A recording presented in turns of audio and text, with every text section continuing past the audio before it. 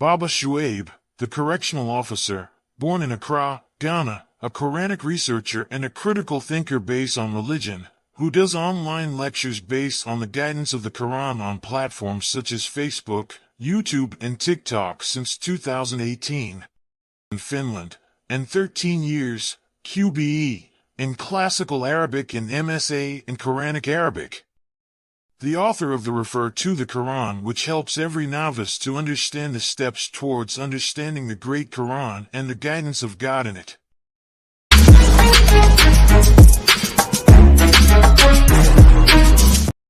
Time to rise and meet the challenge. Baba Shuaib is calling you out. Meet Baba Shuaib, a correctional officer with a mission. Today he's throwing down the gauntlet to the mushriks, no more holding back. With his logo shirt and cap, Baba Shuaib sits tall and confident. He says, "The time for action is now. It's time to rise, to push past limits, and to become the best versions of ourselves." Baba Shuaib believes in the power of determination and resilience. His challenge is simple. Stand up, face your fears, and conquer them. Every day is a new opportunity, he says. An opportunity to grow stronger, to be better, and to leave a mark on the world. So, are you ready to accept Baba Shuaib's challenge? Are you ready to rise above and beyond? Join Baba Shuaib and let's show the world what we're made of, because the only limit is the one you set for yourself.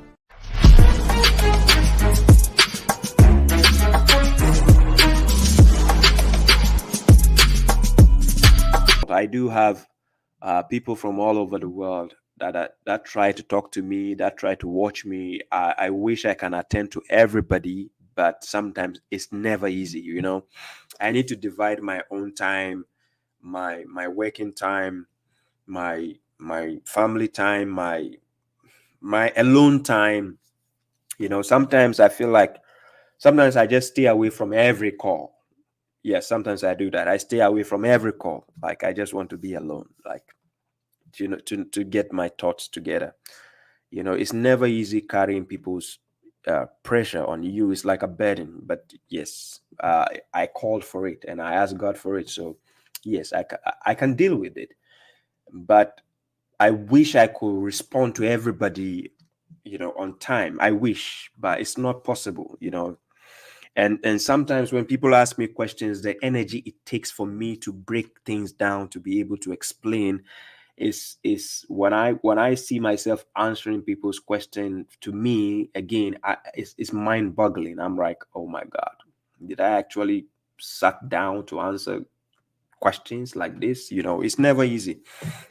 But I try my best because I feel like yes, I can do that. Yes, and that's why I'm doing what I'm doing. So I appreciate all your support and thank you for your patience. I know it's never easy to ask a question and then your question is pending, you know. Sometimes I do have all the videos to the questions, you know, but it's never easy to because they go by topics. You know, most of my lectures are within 2 hours.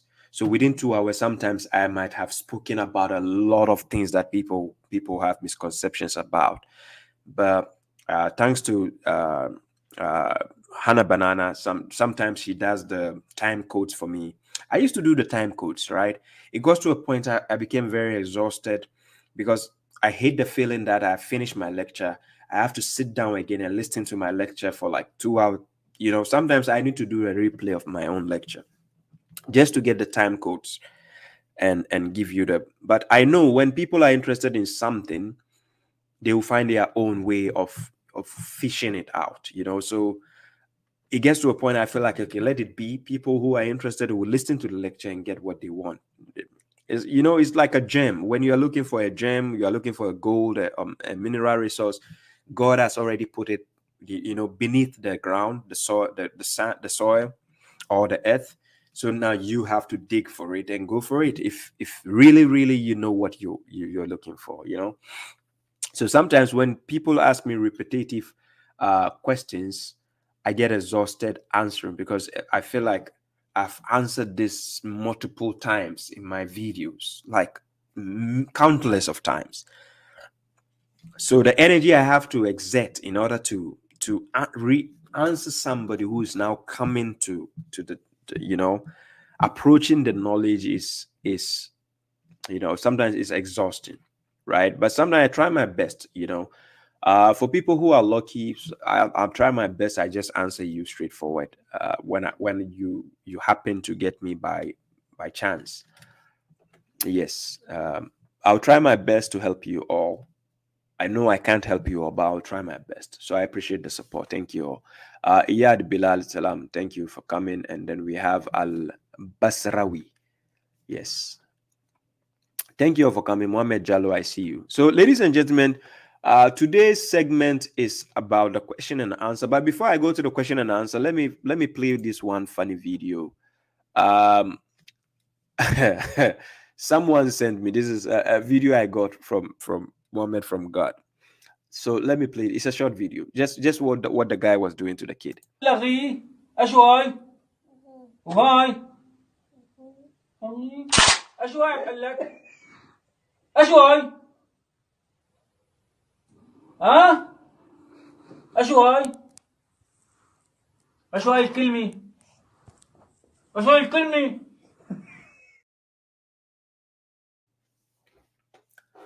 Yeah, guys. For those on TikTok, unfortunately, you cannot see what I just played. I just played a video of a guy who was sitting with his, I think, 3 years old kid. It could be 2, 3, maybe 3, 4 years old child, and he's telling the child to memorize something from the Quran. You know, he's telling him to repeat after him, to get it right, to memorize, to recite, because this is the indoctrination. This is what people have been indoctrinated with. Look, I swear to God, God bear me witness, you never find a single verse in the Quran where God says you have to preserve the Quran in your head or memorize the Quran. God never said that. God never said you should become Hafiz. Look, no, there's no single verse where God says you, the people, should become Hafiz of the Quran. You, the people, should memorize the Quran. You, the people, should become the protected of the Quran. It doesn't exist. I dare any scholar watching me. Wallahi lazim. If you can show me such a verse, I'll stop becoming a Muslim. Where God says you should preserve the Quran. You people, especially you, the Sunnis, the Mushriks, the Shias, the Tija. You mention it. You, the Mushriks, who have been torturing your kids, beating them up. We have all been whipped, you know, because it got to a certain time we have to memorize certain chapters in the head. Oh my God. Our parents actually have to pay for the tuition fee, and we are being flogged just to memorize something from the Quran. Wow. So you see what he was doing to the kid. He cocked the gun, threatening. This is like a threat. If this was in the Western world, this parent would be in the jail. I know even in the Middle Eastern country, if the law should find him, they will deal with him. Like, this is torture. He cocked the gun and told the kid to memorize the to Hasbunallah wa ni'mal wakil. Like, why? Like, why? You forcing a little kid to memorize something to become a donkey by carrying volumes of books in the head, but yet he doesn't know what he is holding in the head. Look, I've met a lot of people who claim to be Hafiz of the Quran. They don't know anything from the Quran. Wallahi lazim, I'm not joking with you. I've met a lot of people who claim to be Hafiz. They've memorized the Quran, but they have no clue of what they memorized. I'm not joking, to be honest. You can put me to the test. I'll open the phone line today. If any Hafiz is there, let him call me and I'll put him to the test, and you see it live, clearly. Wallahi. I'm not saying all of them, but most of them who have memorized the Quran have no clue of what the verses are saying. Wallahi lazim. Because they've been indoctrinated to just hold it in the head, and they've been lied to that you have a mansion in paradise. Imagine a donkey holding the books, expected to go to paradise just for holding it, for carrying it on the back. So God gave the example of the people of the Torah. You read chapter 62, verse 5. You get it. If I'm getting it right. The verse is in Quran chapter 62, verse 5. God says, Matalul lazina hummilu tawrata thumma lam yahmiluha kamathal himari يحملوا أسفارا. So he says the example of those who were made to bear the Torah and then did not bear it is like the example of a donkey carrying volumes. When you say volumes, it's the volumes of things which has been written, asfara. So wretched is the example of a people who deny the verses of God, and God does not guide the transgressing people, right? So somebody who has been made to bear a particular scripture, but they have no idea what they are bearing, right? So it's just like a donkey carrying, volumes of books, of written work. It's just a donkey holding it. Can you imagine a donkey having books? What is he going to use it for? Nothing. So similarly, these people have been indoctrinated. They will claim, oh, mashallah, I'm the hafiz of the Quran. Then people will say, mashallah, mashallah. But he has no idea what the Quran says, to be honest. Quran chapter 6, verse 155. This is what God says. God says, وَهَذَا كِتَابٌ أَنزَلْنَاهُ مُبَارَكٌ فَاتَّبِعُوهُ. Then he says, وَاتَّقُوا لَعَلَّكُمْ تُرْحَمُونَ. He says, and this, THIS, it is something which is in front of you that you are reading. I'm reading from it. This is a blessed book. It's a written work that you have. I'm reading. Let me put the verse on the screen so people can see it, for people from this thing can see. So you see the verse. It is chapter 6, verse 155. It says, وَهَذَا كِتَابٌ أَنزَلْنَاهُ مُبَارَكٌ فَاتَّبِعُوهُ وَاتَّقُوا لَعَلَّكُمْ تُرْحَمُونَ. It says, and this is a blessed book which we have revealed. So follow it. Are you listening? Are you hearing what I'm saying? Okay. So follow it. He didn't also memorize it or become hafiz or protect it. No. It's not your duty. God is not asleep. God has angels guarding you with your dead ass 24 hours. And God cannot guard his own book, like protect it so that you will meet it. The dumbest question they will ask is, how did he get the Quran? How did he get to you? I got it from the library. Then they will ask you, who put it at the library? Do I care? These bozos, Baba Shuaib will wake you up. Don't worry, correctional officer. I'll mess your brain up. So follow it and become pious. So you will revere after following it, so that you may attain mercy. This is how you can get the mercy of God with you. You attain mercy by following the book of God. Then you reform and become pious. This is what God is requiring from you. Don't foolishly keep saying we want to memorize the Quran. You memorize it for what? So God is asleep. You have to memorize and protect his book. They are memorizing my book for me. Yeah, they are memorizing. So I put them to Jannah because I cannot protect my own book. This is the foolishness of the mushriks. This is what you're telling us.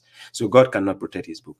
So you guys have to memorize it by torturing your kids out of your foolishness, saying you'll be given mansion. You think Jannah is just that easy. You just go and they give you mansion just like that.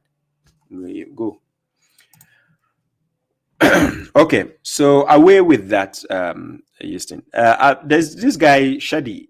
I did a program on this guy, Shadi.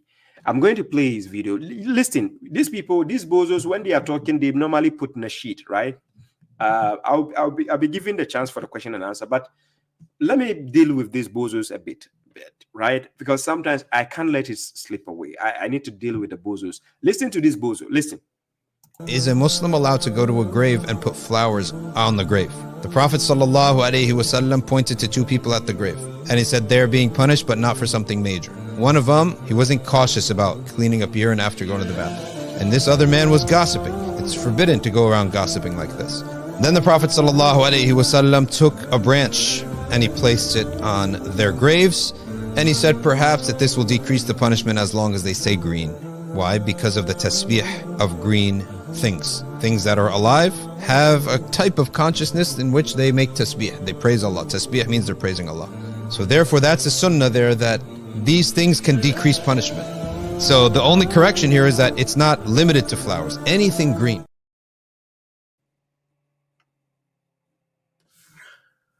Oh my God. I told you guys that whenever you listen to these bozos and they have nasheed behind them, that is the time they see some of the dumbest things ever. Wallahi lazim. You know, and that brings my attention. You see, Baba Shuaib, I have certain videos. You'll hear me playing beats, instrumentals behind it. Wallahi lazim. Those instrumentals are better than these nasheeds they are playing behind them. I'm not joking with you. I'm telling you for a fact. Those instrumentals I play, the instrumentals I play doesn't have any utterance. It's just beats. It's just instrumentals, beats.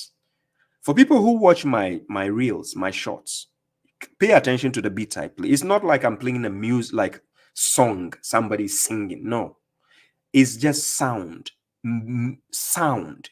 beats. It gives you rhythm to the flow of what I'm saying. It makes it catchy. It makes it like rhyme. It makes it fun to watch. Are you getting my point? Okay. These people, when they put the nasheed behind them with them, they will say this music is halal. It's music, by the way. And they have instruments because they have to use gadgets to make the sound, become very proportioned. So they are using gadgets. They are using instruments to make the nasheed. It's not just, when we say nasheed, it's not just somebody just singing without a microphone. They are using microphone. They are using headset, everything to make the nasheed. The same bozos who tell you music is haram. I'm yet to see that verse. But anyways, when Baba Shuaib is playing the instrumentals, these same bozos will be agitated, saying, look at this guy, 50 Cent, is playing music behind him. The foolishness of mushriks can never go down. Anyways, so I'm cautioning you, whenever they play the nasheed, you pay attention from now on. That is the time they see the dumbest shit ever. So I'm going to play the video. Listen to this bozo, what he was saying. I'm going to show you something. I wasn't supposed to use this video today, but I just felt like, no, I can't let this go. To go to a grave and put flowers on the grave. The question comes, is a Muslim allowed to go to the grave and put flowers on the grave? Yeah, peace to you, Sister Alma Jones. You're welcome. So then he said, Sallallahu Alaihi Wasallam pointed to two people at. So the reference is Sahih Muslim 292. He says the Prophet pointed to two people at the grave. And he said they're being punished, but not. And he says they are being punished. He says these two people are being punished. Remember, this is the unseen. This is the unseen. People with him cannot see what is happening. And he says, remember, he said the Prophet. He didn't say the messenger. If it is the messenger, he will be acting. Yeah, Muslim, I saw your message. They make the Prophet become like a super human, like, it's just invincible. Invincible, not invisible, invincible, untouchable, to the extent like he's becoming like if you have watched X-Men, X-Men, right? For people who watch this, how do you call it? Marvel, is it Marvel Universe or Marvel what? Yes, help me out. If you have watched X-Men, there's a mind reader, and then they have a lot of superheroes. This is how they are making the Prophet. And then they are saying that the Prophet can actually foresee that two people are being punished in the grave, not somewhere in the realm, somewhere in the grave. In the grave. I will show you one video. You'll be amazed. Don't worry, that video is coming. So the Prophet says they are being punished in the grave. Now, this is the unseen. And I was going to show you the contradiction, right? This is what he was saying, right? Listen. Pointed to two people at the grave. And he said they're being punished, but not for something major. He says these two people at the grave, in the grave, are being punished, but not for something major. Meaning he has already foreseen that people are being punished. You understand? Okay. People are being punished in the grave. Now look at the contradiction here. In Quran chapter 7, verse 188, look at this. In Quran chapter 7, verse 188, this is what the Prophet said. And these same bozos keep lying against him. The Prophet says, Kul la amliku li nafsi naf'an wala dharra. Then he says, illa ma sha Allah. Then he says, walau kuntu alamul ghaiba. Listen what he says. Walau kuntu alamul ghaiba. If he says what? If I was aware of the unseen, if I was aware of the unseen, he's not aware of the unseen. He can only know the unseen as a messenger, not as a prophet. Unseen as a messenger, then he has to tell you. You see the difference here? But based on himself, just to know the unseen, no. Himself, no. As a messenger, he will give you the unseen based on what God has revealed in the revelation. Then he will just give you the message. But by himself, just to know the unseen, no, it's not part of his job, his duty. No, to know the unseen. In order to know the unseen as a messenger, Quran chapter 72, verse 26 gives you that answer. Let me put it on the screen again so people can get to see what I'm saying. God says, Alimul Ghaibi, Fala yuzhiru ala ghaibihi ahada. Then he says, Illa manirtada min rasul. So God says, knower of the unseen, for he does not manifest his unseen to anyone except whom he has approved as a messenger. Then he will manifest the unseen to you. So if you have to know the unseen is based on the messengership duty, then you reveal the unseen. But based on your own prophethood duty, it's just you are going to use your whims and desires, just like Jacob advised his sons to go from different doors. This is based on his personal knowledge that he has, right?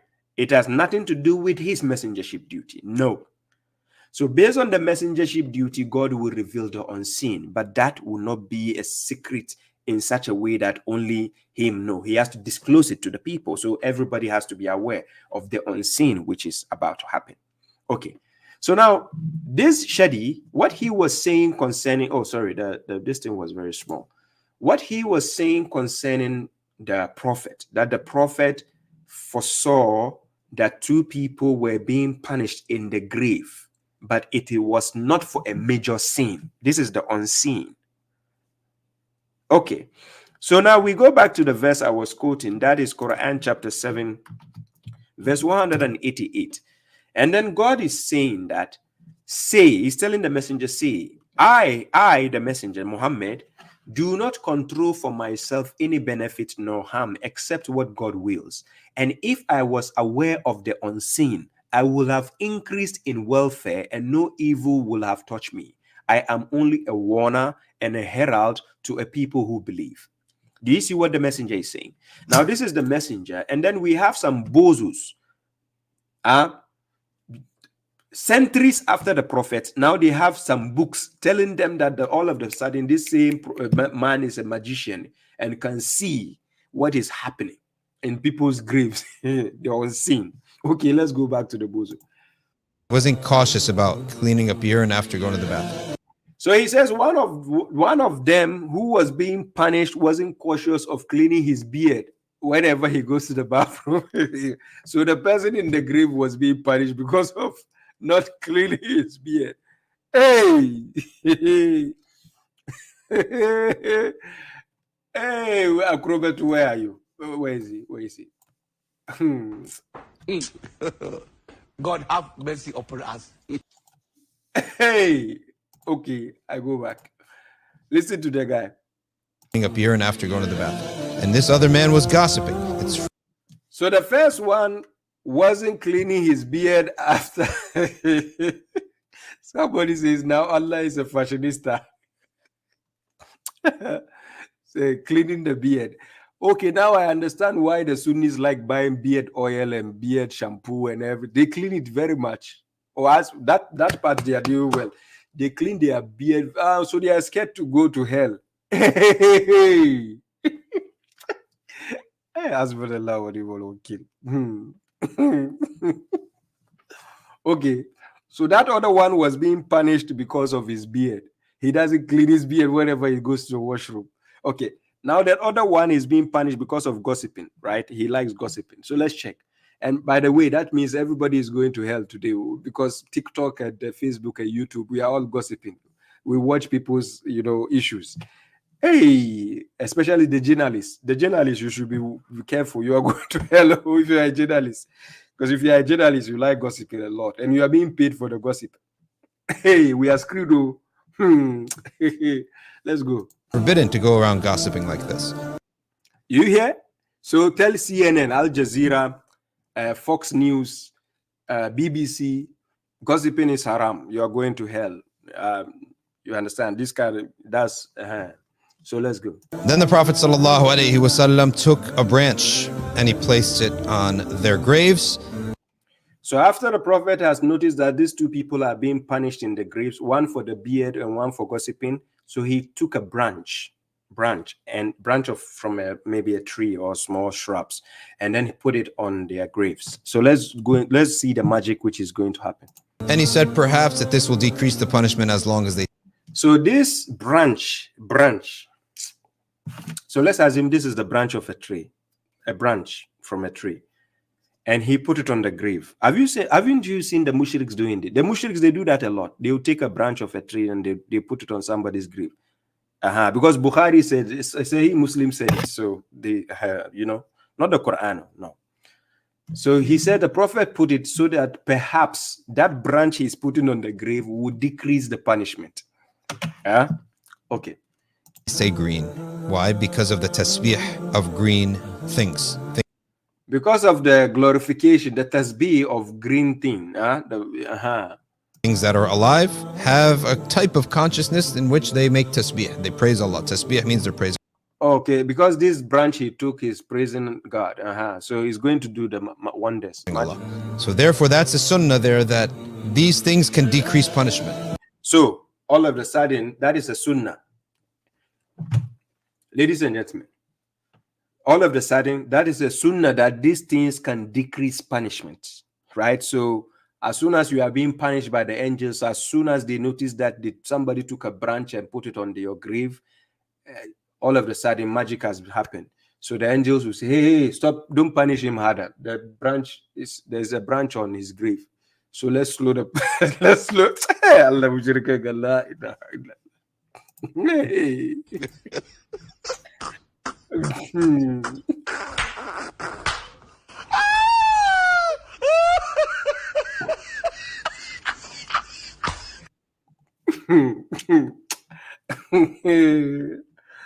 Oh my God. Some people are saying, Baba Shuaib, why do you laugh at these people? I used to be very angry. People who know me in the past, when I do videos in the past, I don't laugh at these things. No. I used to not laugh at all. It is no point for me to laugh anymore. To be angry anymore, speaking, because a lot of you are resonating with the things I say. You're waking up. You understand? So I find some tranquility, some calmness. That is why you see me laughing. I'm not laughing because I enjoy what they are doing. The foolishness of the things they say and do, it amazes me. These are people with degrees and people who call themselves professors, doctors, and so on. This is the uniqueness of their foolishness that I'm laughing at. It's not like because what they are saying is funny for me. Are you getting my point? It's not funny because this is faith. They are joking with people's brains. But it amazes me, why can't people see the foolishness in the things they say? Why? And because this person has a doctorate degree, so people will, mashallah, will be sitting in the masjid and they are watching them, mashallah. So even if they are saying the rubbish, foolishness, nobody questions them. You see? So, well, I have the license to laugh because if they are doing what they are doing looks like comedy, let me laugh. So the only correction here is that it's not limited to flowers. Anything green. So the only correction here is not limited to flowers. So if you can put flowers, it will limit. So he's saying that if you think your relative is being punished in the grave, please go and buy some flowers. Go and get some flowers or branch. You understand? It decreases the punishment. I don't know if they will decrease it from 90% to 60%. Correctional officer gets you. You see, we stop fully. Wallahi. Okay, so that is Dr. Shadi for you. Hey! Acrobato. God have mercy upon us.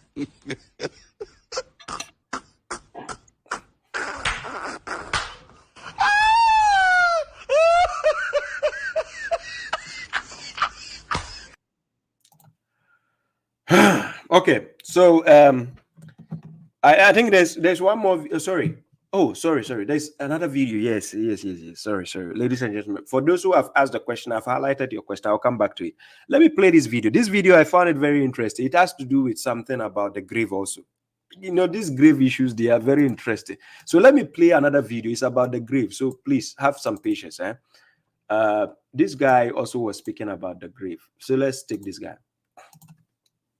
Prophet ﷺ continued, and as they continued, they passed by the grave of Sayyidina Musa alayhi salam. مررت بقبر موسى فإذا هو قائم يصلي في قبره. I passed by the grave of Sayyidina Musa, and I found that Musa was standing inside his grave praying. And this proves clearly that the Prophet ﷺ and the Anbiya wal Rusul are alive inside their graves. And their life in their graves is greater than the life of this world. And Allah Almighty has granted them sustenance, and Allah Almighty has given them ability to pray inside their graves even after they leave this world. And this is what the Mi'raj teaches us. This is what the story and Waqi'ah teaches us in relation to the Prophet alayhi salatu wasalam. Okay, so let's decode this guy's brain. He need a factory reset. So ladies and gentlemen, yes, exactly. As soon as you see the mushrik books behind them, you know. So they have the mushriks. They have two signatures. It's either the nasheed or you see the collection of the garbage books behind them. That's the signature of the mushriks. Two, please pay attention. Observe it, right? Observe. Pay attention. Whenever you are watching the mushriks, it's either you see the garbage books behind them, they advertise that, or they play the nasheed. So these two signatures, please pay attention. Okay, so let's decode this guy. He need a factory reset. So let's take him to the factory. Check what he's saying. Check. And we see the Prophet ﷺ continued.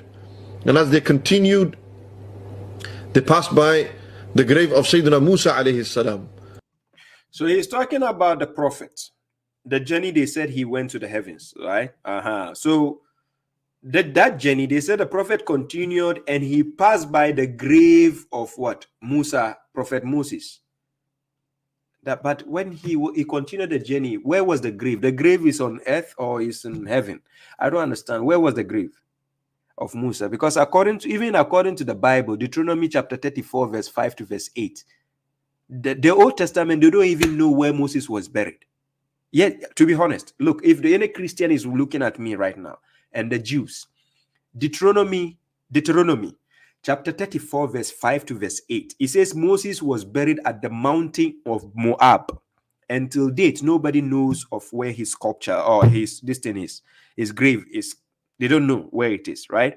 Okay, but now this guy is now reading out of nowhere from their hadith books that Muhammad passed next to the grave of Musa. I don't know where is the grave is. Is it where in heaven or because the last time I checked, there's no grave in heaven.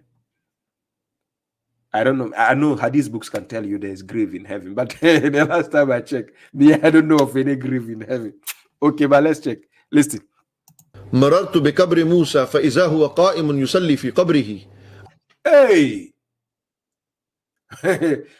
He will translate it. You wait. Wait and hear what he has to say concerning what he saw Moses doing. I passed by the grave of Sayyidina Musa, and I found that Musa was standing inside his grave praying. Hey! Hey! Hey! Ladies and gentlemen, when we say grave, we say a place for the burial of a corpse. That is what a grave is. Please. Qabr. In Arabic, we say qabr is grave.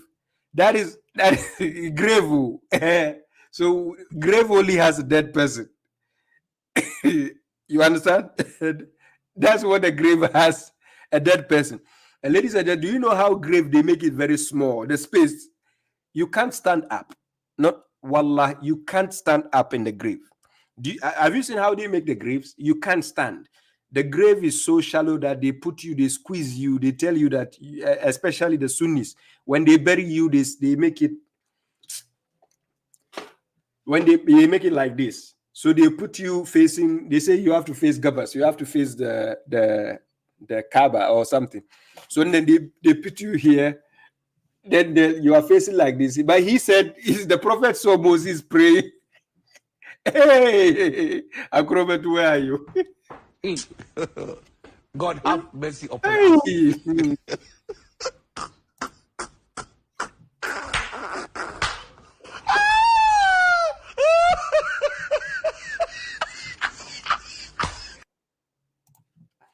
Do you see why correctional officer is telling you these people need factory reset? Wallahi. Whenever you are watching the mushriks, don't insult them, don't say any word. Just use the slogan factory reset. Wallahi. Wallahi. Whether it's Zakir Naik, whether it's Mufti Menk, whether it's they all need factory reset. You know, when a phone is disturbing you, the best way to solve out the problem of the phone, put it to factory reset. Everything will start afresh. Wallahi, the mushriks need factory reset mode. He said the prophet saw Moses in his grave. Hey. Oh my God. I passed by the grave of Sayyidina Musa, and I found that Musa was standing inside his grave praying. How? Hey. Hey, Allah mushrikega. Yay. Hey.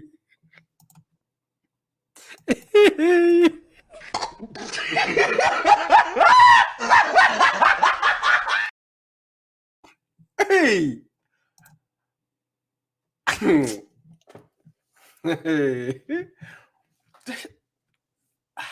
How? Hey. Oh my God. So these are the garbages these people are calling us kafir, that we are going to hell, that we are not Muslims. Hey. Hey. No wonder they are telling the mushriks not to use their common sense. Haven't you heard the so-called scholars saying in Islam there's no common sense, no logic, don't use the logic? Hey. Oh my God. بقبر موسى فإذا هو قائم يصلي في قبره. I passed by the grave of Sayyidina Musa, and I found that Musa was standing inside his grave praying. And this proves clearly that the Prophet ﷺ and the Anbiya wal Rusul are alive inside their graves. Hey. Oh my God, I'm feeling hot.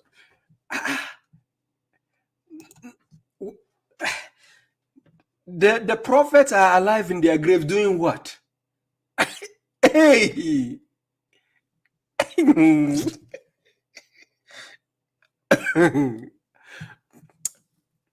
When I was growing up, I used to watch Cartoon Network. There's cartoons. It's called Cartoon Network.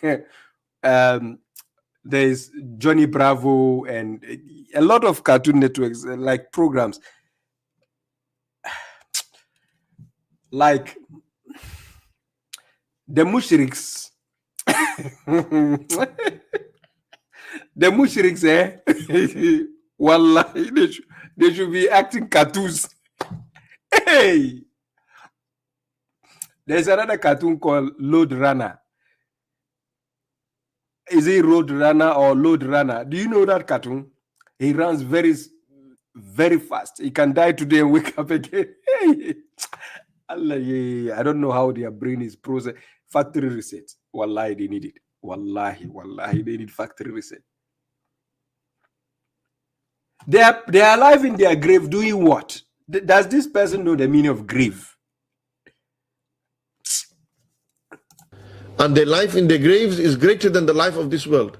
And Allah Almighty has granted them sustenance, and Allah Almighty has given them ability to pray inside their graves even after they leave this world. Why?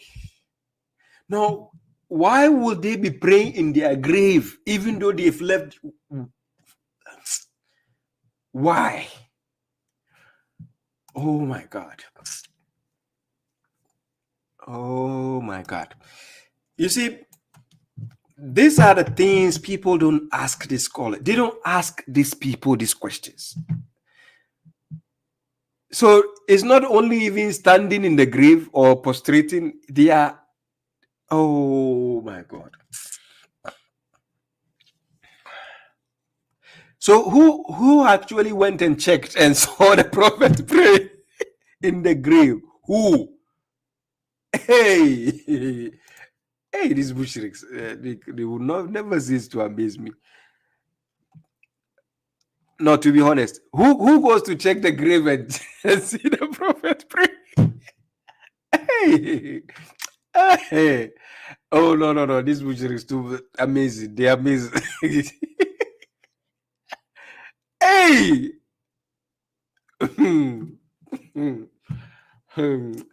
You don't worry. The AI, we are in the age of artificial intelligence. Thank you very much, Ali Maru, for the gift. We are in the age of artificial intelligence. The AI start doing factory research for these mushriks. You mark it on the wall. I said the AI, just like the AI started exposing the doctrines of Trinity and 3-in-1 shampoo and everything. I said the AI will start factory checking them. Seriously. Let's put him aside. So let's go to the last one before I open the phone lines. The last video, there's this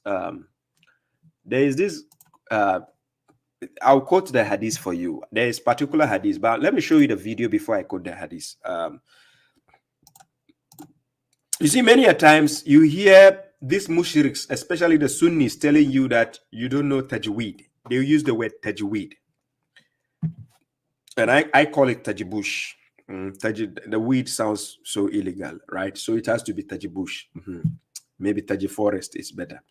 So they used the word tajweed. This word tajweed cannot be found in the Quran. Somebody who does tajweed is mujawwad or mujawwid. Somebody who does the tajweed, right? So these tajweed people, they will say you have to recite the Quran or read the Quran the way they taught their puppets or they taught their shippo. You have to read the Quran the same way. So if Baba Shuaib doesn't read it the same way, they get angry. Then they say, look at the way he's reciting the Quran. He's not even reciting it properly. He's not reciting it well. And because of this tajweed, do you know how many flogging we got in the madrasa? Right? Of course, me in the madrasa, I was good. I didn't get enough flogging like that. I was good. Yes. For those who are my classmates back at madrasa, you can bear witness. Me, I didn't get flogging, to be honest. But because of this tajweed, the flogging they give people. Okay. So now Baba Shuaib, God has guided me. I don't need this tajweed. I prefer tajibush. So now I'm using tajibush. These mushriks, when they watch my video, they say, look at him. He doesn't even know how to do the tajweed. He can't recite the Quran like us. Do you think I'm following you, bozos, mushriks? Look, nothing you have taught me in the madrasa for me to benefit today. I'm not benefit from anything you taught me. Everything I put it to the trash because I don't want to be using the same things you guys taught me.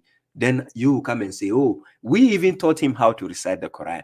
We even taught him how to do it like this. No, I'm not going to use it. Wallahi, I'm not using it. To be honest, you ask. I've been to the madrasa before. My previous teachers who taught me, they are still alive. They are watching me from Ghana. If I'm lying, go and ask them if I was a bad student. They will tell you if I was bad. Go find them. They are still alive. They are watching me from Ghana. If I'm lying, I don't need any of the things you taught me. It's a waste of time. It's useless. I paid. Remember, I paid for it. I can choose to put it to the trash because it wasn't free. You never taught me anything in the madrasa for free. I paid for it. Remember that. So when I paid for it, I decide what to do with it. So I put it to the trash. Tajweed. I don't need the weed in my house. So I prefer tajbush. So ladies and gentlemen, let's go. Let me show you the foolishness of their tajweed. The foolishness. I'm going to show you the foolishness of their tajweed. You watch. Before we go to that, yeah, Mr. Cruising, thank you for the gift. He says sometimes factory reset doesn't work. Sometimes you need to throw away the whole computer, Baba. Standing in grave. He's a Kenga to show for the kids. Yes, he says standing in the grave and praying. Yes, but to him it is making sense. You know, I don't know how their brain works. Anyways, let me play the video. This is the video here. Check what is going on here. You check. كذبت ثمود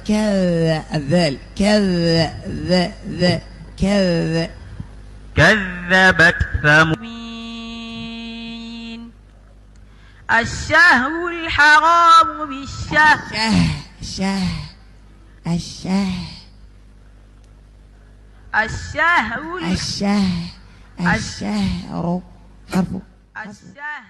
الرحمن الرحيم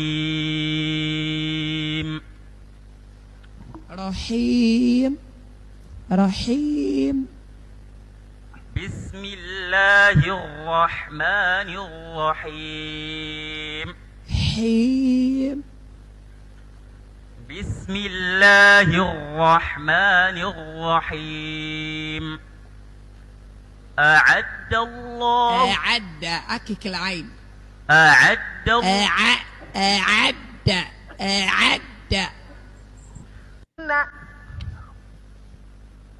ثم لقطعنا منه لقطعنا ثم لقطعنا منه ثم لقطعنا منه الوتين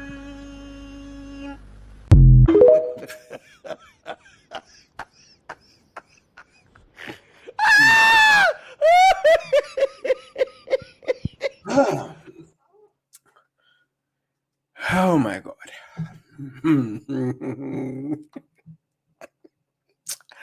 Hey, Lord have mercy.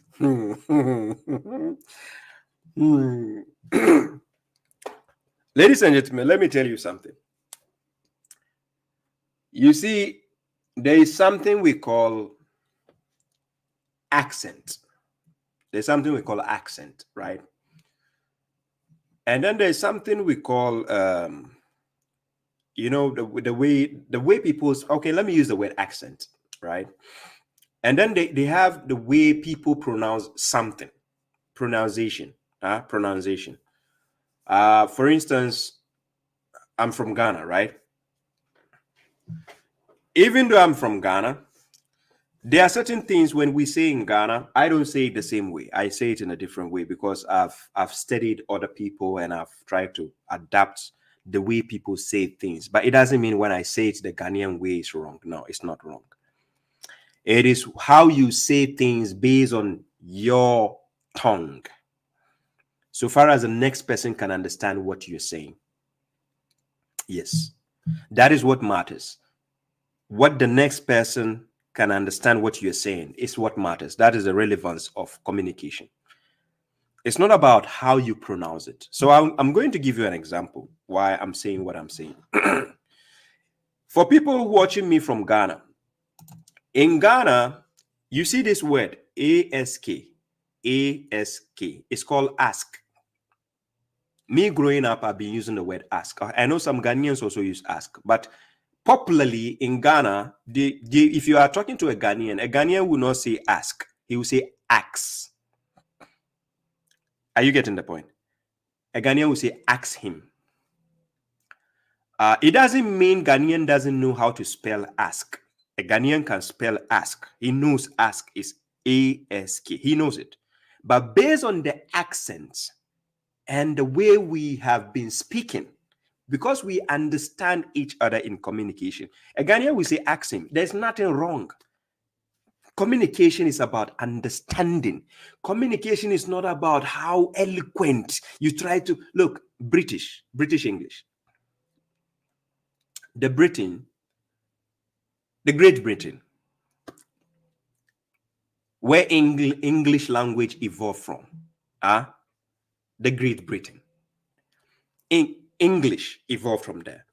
But if you meet a British man and you say water, W-A-T-E-R, a British man will not say water. To him, it's wrong to say water. It has to be water, right? Yeah, it has to be water.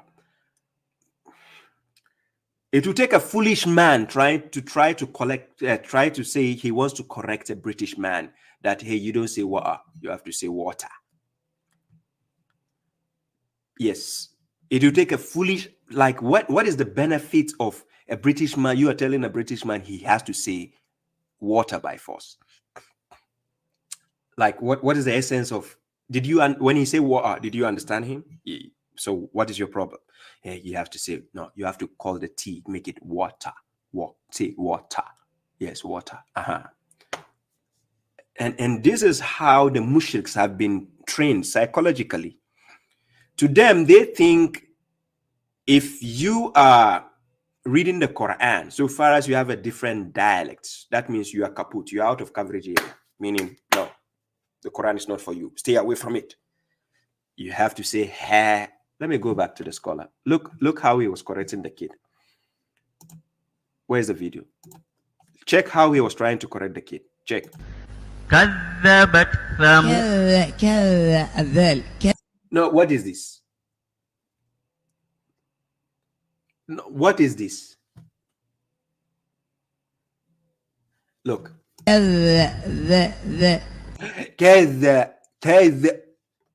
Why, for God's sake? Why? So because of God is going to put him to hell? What do you mean? Hey, I will be quoting their own hadith where it says whoever recites the Quran and even make mistake has double reward than somebody who recites it perfectly. I'll show you the hadith. You don't rush.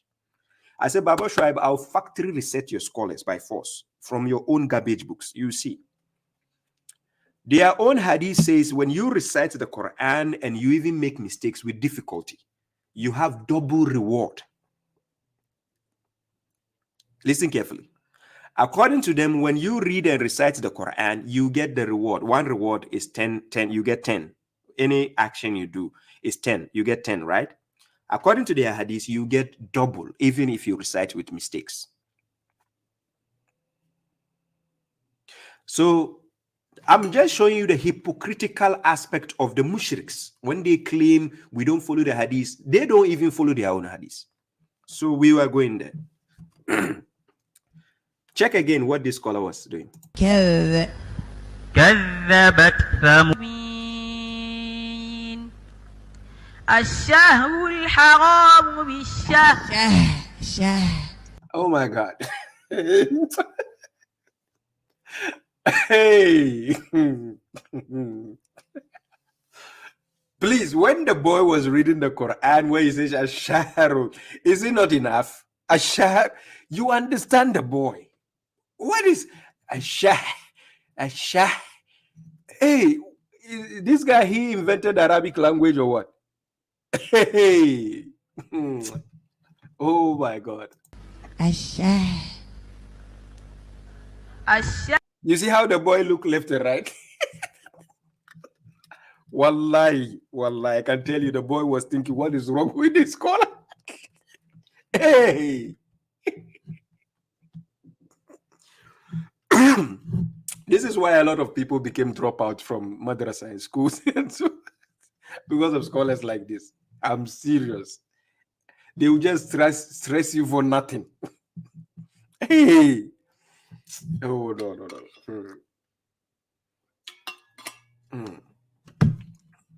الشهر What?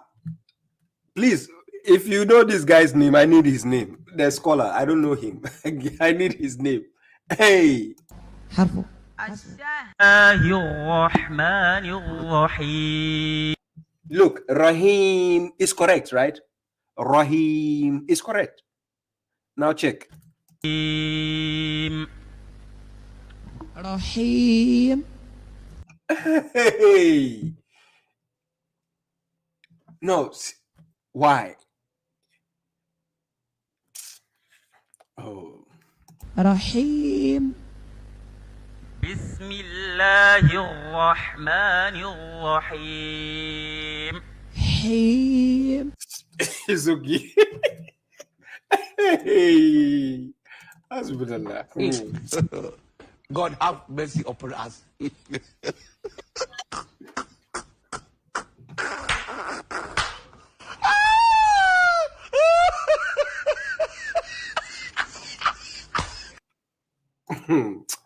Hey, Allah bushirkanga.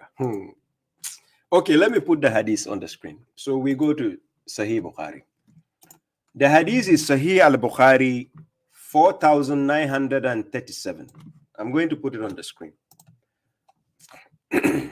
As you find it, you go to sunnah.com. Sunnah.com, you put Sahih al-Bukhari 4937. Right? So I'll share it on the screen, then you see it here. Let me put it on the screen. For those on TikTok, you will not see the screen, but I'll tell you what it says here, so you know what I'm putting on the screen. But this is the screen, right? You can see it. It says Sahih al-Bukhari 4937. Sahih al-Bukhari 4937. Okay. So here is the hadith. It says, مثل الذي يقرأ القرآن وهو حافظ له مع السفرة مع السفرة الكرام البررة. Then it says مثل الذي يقرأ القرآن وهو يتعاهدوه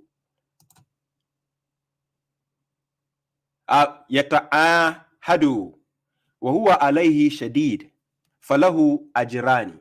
So it says, the Prophet said, a person who recites the Quran and masters it by heart will be with the noble righteous scribes. And such a person exerts himself to learn the Quran by heart and recite it with great difficulty will have a double reward.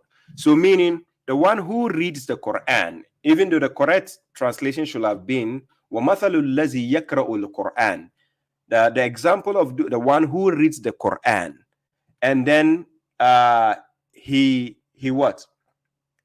exerts himself to learn the Quran by heart, meaning he does it, with difficulty. وَهُوَ عَلَيْهِ شَدِيد, with difficulty. فَلَهُ أَجْرَانِ, so he will have a double reward. So meaning, if somebody is trying to read the Quran and he struggles in reading the Quran, he will have a double reward. This is their own hadith. If somebody reads the Quran and struggles whilst reading the Quran and finds it difficult to read the Quran, he will have a double reward. This is their own hadith, and this is what the hadith says. Meaning, the person reading the Quran and does it with great difficulty, meaning with difficulty, and finds it difficult to read, will have a double reward. Now, it is their own hadith, and it is Sahih al-Bukhari. It is Sahih. So you give it to them. If they tell you, why are you reading the Quran with mistakes, tell them, hey, my guy, your own hadith is saying that if I read the Quran and I'm struggling with difficulty, I'll get a double reward. So what is your case? They will say, no, you are spoiling the Quran. No, but your hadith says, even if I'm spoiling the Quran, I don't read it well, I'm going to heaven. I'll get double reward. What is your case? So according to their hadith, which means we should be making mistakes so that we get double reward. Ladies and gentlemen, doesn't it make sense? Because you have to be making mistakes so that you get double reward. Because according to the hadith, if you make it normal, you are not getting double. So I need to be making mistakes in order to get double. Are you with me? Because this is the trick. You said you said anybody who is doing the good deed will get 10. So if I'm doing the tajweed or tajbush, and I make mistake, I'll get double reward. So I would rather be making the mistake. And so this is what their hadith says. Don't blame us. Blame their own hadith book. That's what the hadith says. So I would rather do the mistake so that I get the double. You don't agree with me. So that is why I say I don't need the tajweed. I would rather use tajbush. You get my point? So don't blame me. So I would rather use the I would rather use the tajbush instead of the tajweed so that I get my double reward. Okay. So let's go with this. There is what was it? Was it just a second? Oh, I wanted to talk about this. Where is this? Is it today? Okay. So somebody asked a question earlier. Let me see. Somebody asked me a question earlier, and he says, Baba, can we marry Sunni or Shia? He says, Baba, can we marry Sunni or Shia? This is a complicated question. When I say it's a complicated question, because Sunnis, they consider themselves as Muslim. They consider themselves. Shia also considers themselves as Muslim, right? We, the ones who happen to follow the Quran for our guidance alone, we don't see them as Muslims. We see them as mushriks. And it's a fact. We can prove that. Why they are mushriks. It's not an allegation. And to be honest, if you follow the Quran and you go and get married to a Sunni, you are screwed. If you follow the Quran and you go and marry to a Shia, you are screwed, to be honest. Because to them, their scholars are their idols. Their scholars give them legislation. You have a great deal of fitna in your house if you're married, especially if you're married to an extreme Sunni follower or an extreme Shia follower. It is not advisable. Wallahi, if you don't want your house to be in a mess, wallahi, stay away from that. There is a vast option of choices to take from. Why limit yourself to a choice that will complicate your house? Because let me give you this verse in Quran chapter 2. In Quran chapter 2, verse 221. Yeah, in Quran chapter 2, verse 200. Let me put it on the screen here. So based on the question the brother is asking, let me break it down. God says, and do not marry the polytheistic women. When we say polytheistic women, we are talking about idolaters. Well, you know idolaters. When we say idolaters, not only somebody who takes a stone and worship, or somebody who is worshiping the river or the sea. No. An idolater can even claim to be a follower of the book of God, but they are doing idol worship. Because legislation, they don't take it from God. They will take it from the other sources. So Quran chapter 42, verse 21. God says, Am lahum shuraka sharahu lahu min ad-din ma lam yazanu billah. Do they have idols who legislate for them of the deen, of the religion to which God has not authorized? But these people, they have legislations that they take from Imam Maliki, Shafi'i, Ambali, Hanafi. They take legislations from these shuyuks and they give them legislation and tell them this is haram, this is halal, and that's what they follow, right? They follow the mazhab, the doctrine of their scholars, and the scholars decide these things for them by giving them without the proof from God. So if you go and marry a polytheistic woman, unless they believe, do not marry. Unless they believe. So here, the notion is unless the person becomes a believer in what? In God alone. There's no concept of associating God with a partner. in terms of legislation or anything. So for a believing bondmate, so this is just a comparison God was making here. A believing bondmate is better than a politistic woman. The reason is a bondmate would rather even submit, because remember, the reason why God used the word believing bondmate is just, this is just a figment of speech God was using here to show us the level of peace you are going to have. You know how when somebody is a slave, I'm giving an example.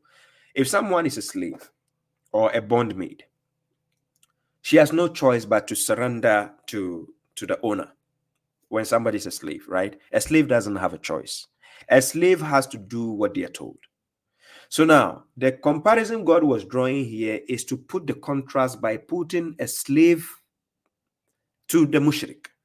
That is the great deal of confusion you are going to face. So that's why God brought the comparison there, to just even show you that even a bondmaid is better to marry than to go and marry a politistic woman or a mushrik woman, because it's complicated. You have a great deal of issues to deal with, and we are going to see the answer in this verse. So then he says that bondmaid is better than a politistic woman, even if she pleases you or even if she amazes you. And do not marry the politistic man unless they believe, that is, unless the person becomes a believer also.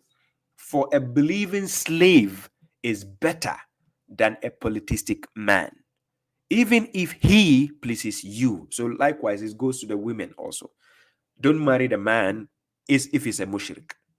So if you are following the Quran for your guidance, just like the Prophet also followed the Quran for his guidance, you are a Muslim. When you go to take a Sunni, you are screwed, because the moment he calls himself a Sunni, that alone is a no-go area. Leave the Sunnis for the Sunnis to marry, and leave the Shias for the Shias to marry. They say the birds of the same feathers, they flock together. Don't go and marry somebody that will bring chaos in your home. Oh, let me put this. People cannot see me. Don't go and bring someone to your house that will not bring you peace. So now, the verse continues. Then he says, God is giving you the reason why he says don't go and marry. He says those invite to the fire. Those group, they invite to the fire, while God invites to the what? To the garden. And forgiveness by his permission. And he clarifies his verses to the people. Perhaps they will what? Take heed. So this is what God wants you to take heed from, right? You take heed because he is clarifying his verses to you, right? So based on the question the brother was asking, that Baba Shuaib, can we marry Sunni or Shia? I will not recommend that. Yeah, salam, Sister Zuleika. I will not recommend that to you. It is a no-go area, to be honest. You have a great deal of issues to deal with. Because if you are a man, you marry a Sunni woman, whatever thing she's going to do is based on what her ulama, her scholars tell her. And you don't know, eh? You will get sleepless nights. For people who are already in the marriage zone with a Sunni or a Shia, you are already in. There are ways to play the safe card, right? There are ways to play the safe card and try to, not to go in a certain argument. But sometimes it's a great deal of difficulty. Yes, it is a great deal of difficulty. Then we go, somebody is saying, Baba Shuaib, is the war in Gaza a punishment for the Palestinians? I wouldn't say it's a punishment for Palestinians as such. I wouldn't say it that way. But everything has a reason. Everything happens for a reason. So it gets to a point we can say only God knows why certain things are happening. But yes, if we have the power to intervene, we have to intervene. When we see somebody being treated unjustly, we have to intervene. But then we don't have power. So imagine if Baba Shuaib, if I had the power like Suleiman, Prophet Solomon, definitely I will intervene. I will make sure the war stops. You understand? Because innocent people are being killed out of it. But of course, God knows what is what, right? But I wouldn't say it's a punishment because not all of them are guilty of the issue going on, right? Okay, so let me see, what am I missing here? Let me put my phone number on the screen. You can call. That is the number on the screen, the correctional officer's number. You are free to call if you have any question. Then you can ask your question. You can type your question, or you can call. Also, if you are a mushrika, then you are welcome. Call, but we have to do back and forth for a bit if you are a mushrik. But other than that, if you are just willing to ask a question to get enlightened, yes, you are welcome. Ask me the question. This such thing as washing body. Zuleika, I'll come back to your question. Somebody's calling me, right? Zuleika, I'll come back to your question. Somebody's calling me. Yeah, salam, brother. Your name and where you're calling from? Assalamu alaikum wa rahmatullah, Baba. Wa alaikum assalam wa rahmatullah, my brother. Can you hear me? Very good to see you, or to hear from you. I have had contact with you on WhatsApp before. I'm Al Basrawi from the chat. Okay, yeah. I was wondering, I have one specific question. I've asked this before in WhatsApp.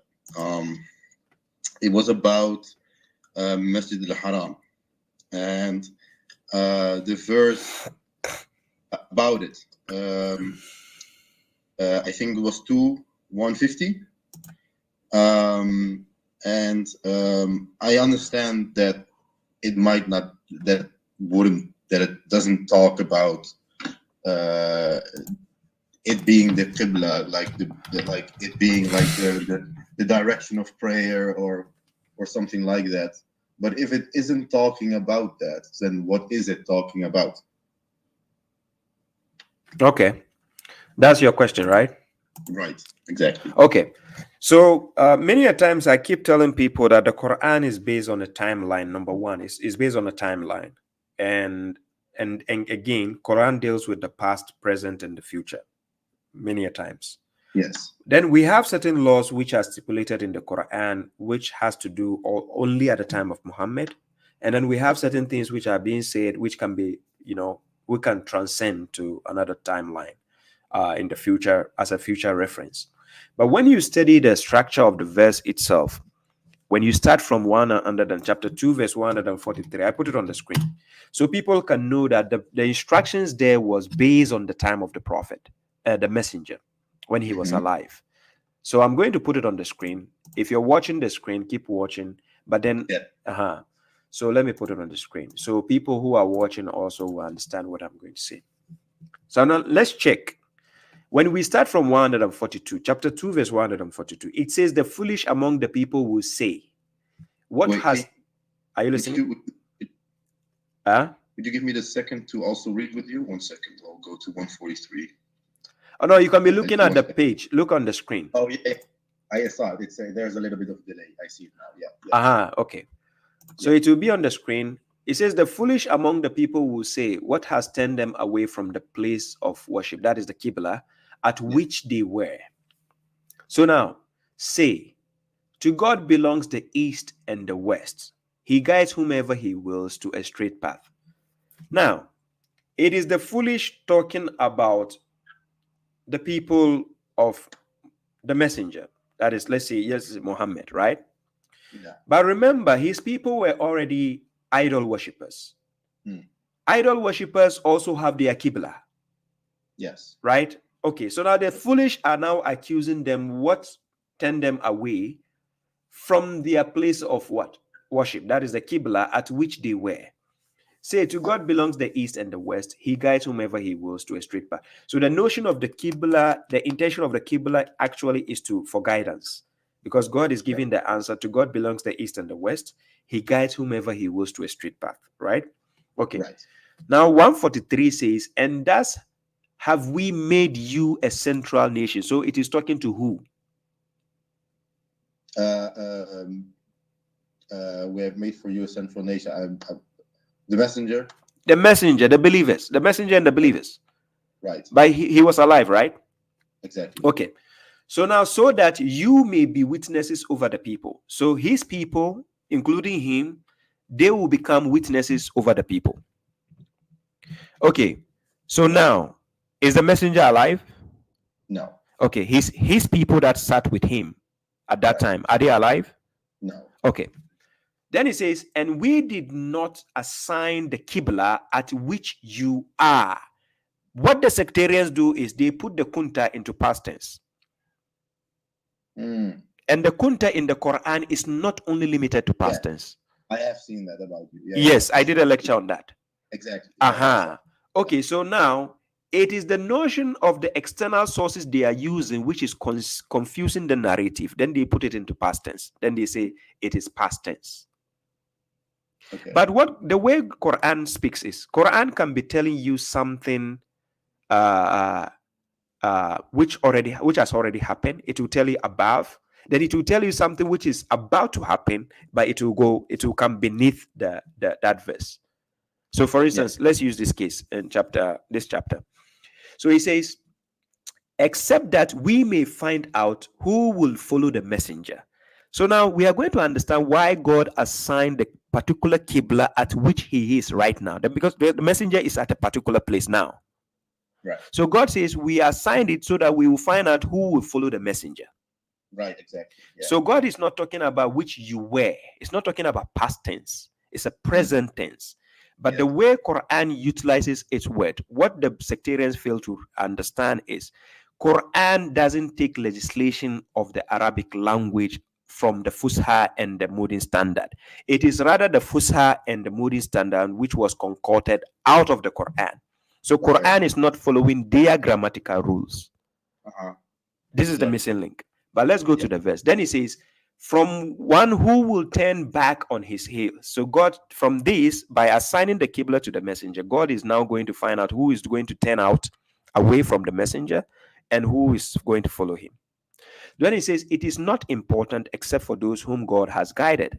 And God is not to waste your faith. Indeed, God is to the people kind and merciful. So now he's going to assign that place that he wants the people to follow the messenger. So he says, we have seen your face turning around in the sky, or we can say towards the sky. So we have entrusted you a Qibla. We can see there's no notion of Salat there. But I don't know how people are trying to attribute, because they are taking the meaning out of the Quran to say Qibla means a direction of prayer. Right, because it's because even if I read it, because I was talking to my father about exactly this. Like I told you on WhatsApp, it might have gotten past you, but I was talking to my father about the same ayah. Yeah. Talk about like this doesn't talk about anything about Salah. Exactly. And he says, well, if it's not talking about Salah, what is it talking about? What is the point of the ayah if it's not talking about Salah? Okay, you see, this is the missing link. Look, you see, correctional officer, I keep telling people that they should unlearn and relearn. Right. Because people are still holding up the indoctrination we've been given in the past, we use that narrative to confuse the Quran. Right. So instead of letting the Quran speak to us, we assume we know already. That's the problem. So let me give you the gist here. You see, when I take you back to 142, yes, listen to how to decipher and get the clear understanding. The foolish among the people will say, what has turned them away from their Qibla at which they were? Yes. So you can see it's a place that they were. It's not a place they were facing. Okay. Are you getting the gist here? So the point is then that the Masjid al-Haram is the place of Salah. Yes, that's a place of worship. So why does it say turn your faces towards Masjid al-Haram? We are going to understand. I keep telling people the Quran uses the notion of literal and non-literal understanding. It is not everything you take in the Quran literally. I give you an example. If I take you to Quran chapter 14 verse 1, In Quran chapter 14, verse 1, God says, Alif Lam Ra. It says, a book which we have revealed to you in order to bring the people out of darknesses into the light. Yes. By the permission of their Lord to the path of the Almighty, the praiseworthy. Yes. Okay, now let's take this verse literally. A book which we have revealed to you in order to bring the people out of the darkness. How does a book lead you out of the darkness? In a literal way. Let's say I switch off the light. If I switch off the light, yeah. If I as soon as I switch off the lights, tell me, how does the book I'm holding here taking me out of the darkness? In it's figuratively. Thank you. Yes. So that means you look at it in a non-literal aspect. When you're dealing with the Quran and you look at things in literal and you find contradiction, that understanding cannot be from God. So, but what is the figurative meaning of turn your faces towards Masjid al-Haram? Good. Now remember, let's go back so that you get the answer. If I take you back to the answer, remember the messenger is the main focus of the Qibla. Pay attention to the messenger. God wants to find out who will follow the messenger and who will turn away. So which base was assigned to the messenger?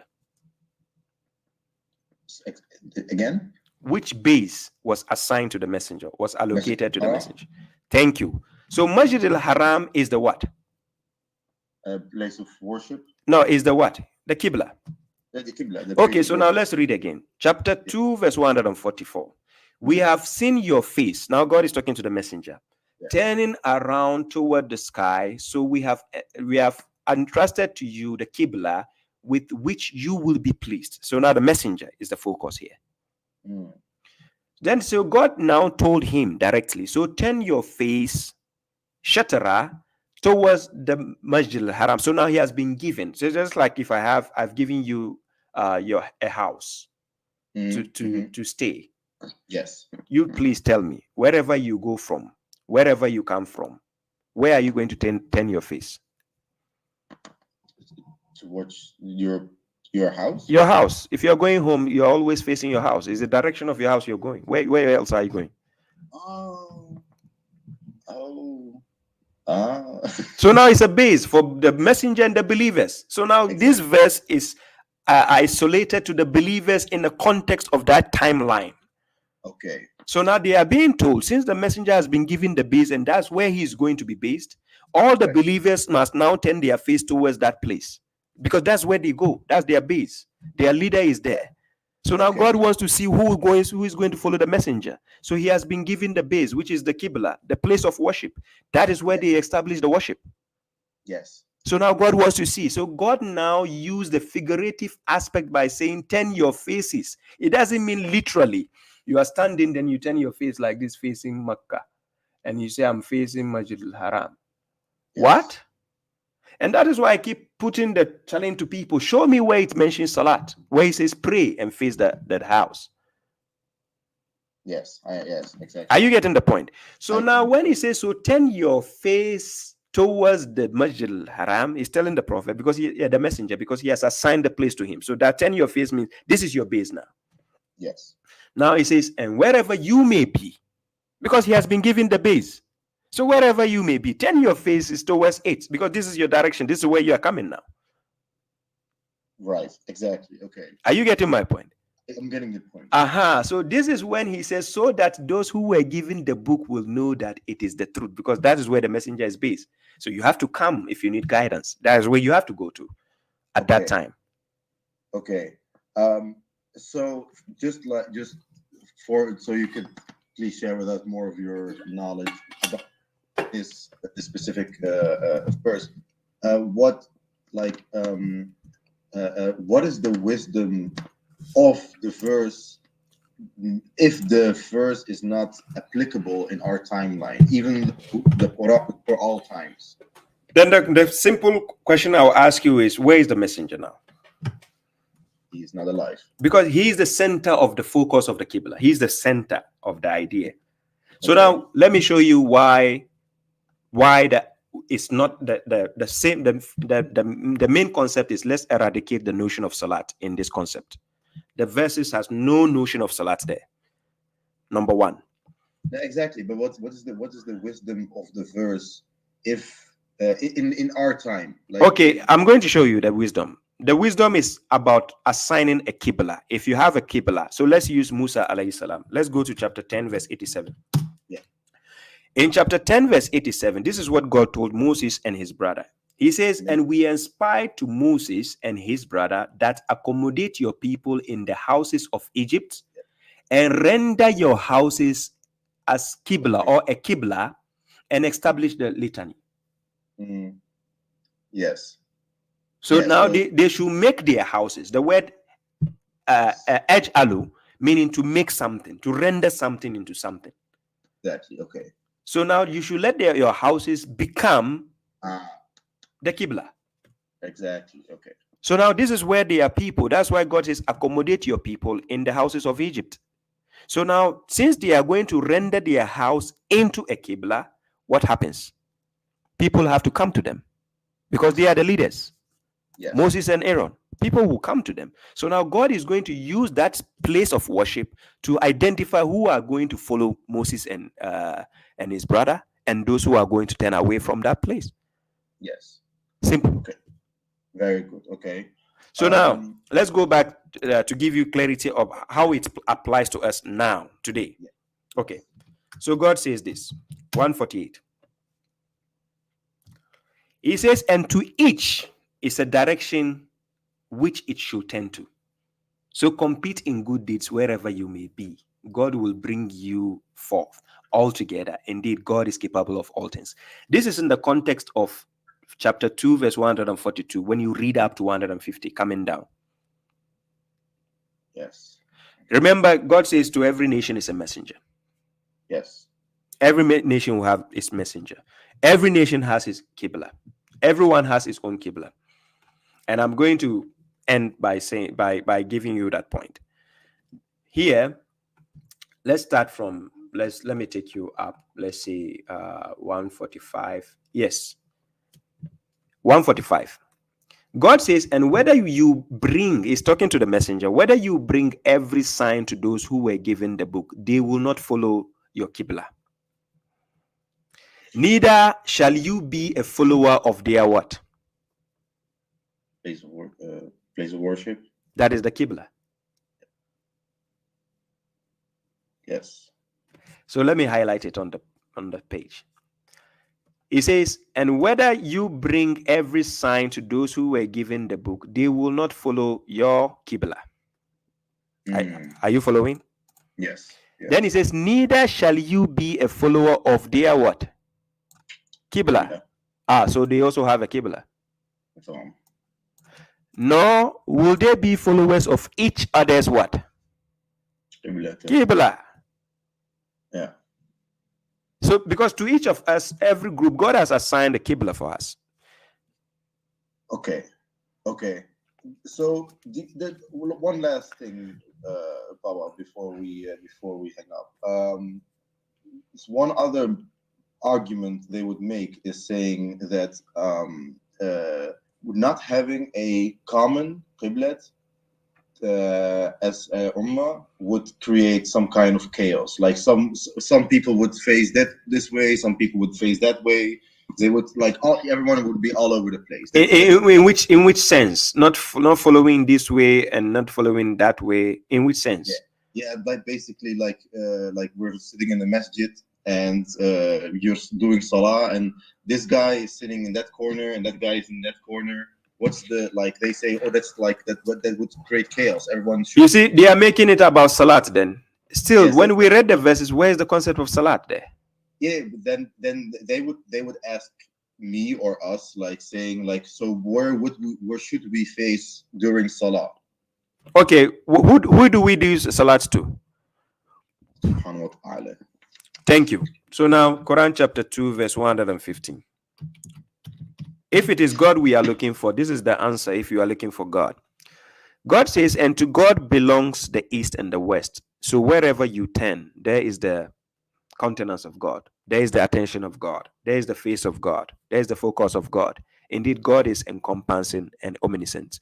So if it is, I have said the same thing to whoever was arguing with me. I've said the exactly same thing. It's It's just that the counter argument would be like, okay, so let's say it's Jum'ah and everyone's going to masjid, everyone's praying the dhuhr or asr, whatever salah, and some people are facing this way and some people are facing that way, and they would say this would create arguments among the non-believers, saying that the Muslims don't have a direction, like a common direction. How is that an argument? Is that what God says in the Quran? It's what they say. Yeah, so it's their opinion. Let them say what they want. The argument is you have to either tell us what God is saying or tell us what God is is talking against. That is the argument. So where should we face to when doing like as a group? Let's say we all go 100 people, we pray at the same time. Where should we face? If you are in the masjid, Quran chapter 7 verse 29, this is what God says. Say, my Lord commands to justice and to erect your faces at every masjid and invoke him, sincerely devoting the deen to him. So it doesn't matter where the masjid is facing. Yours is just to erect your faces and then invoke your Lord. It doesn't matter where you are facing, because as far as you are a group, wherever your leader is facing, you follow him. Come on, I understand now. I'm very happy with your answer. Thank you, Baba. You're welcome, brother.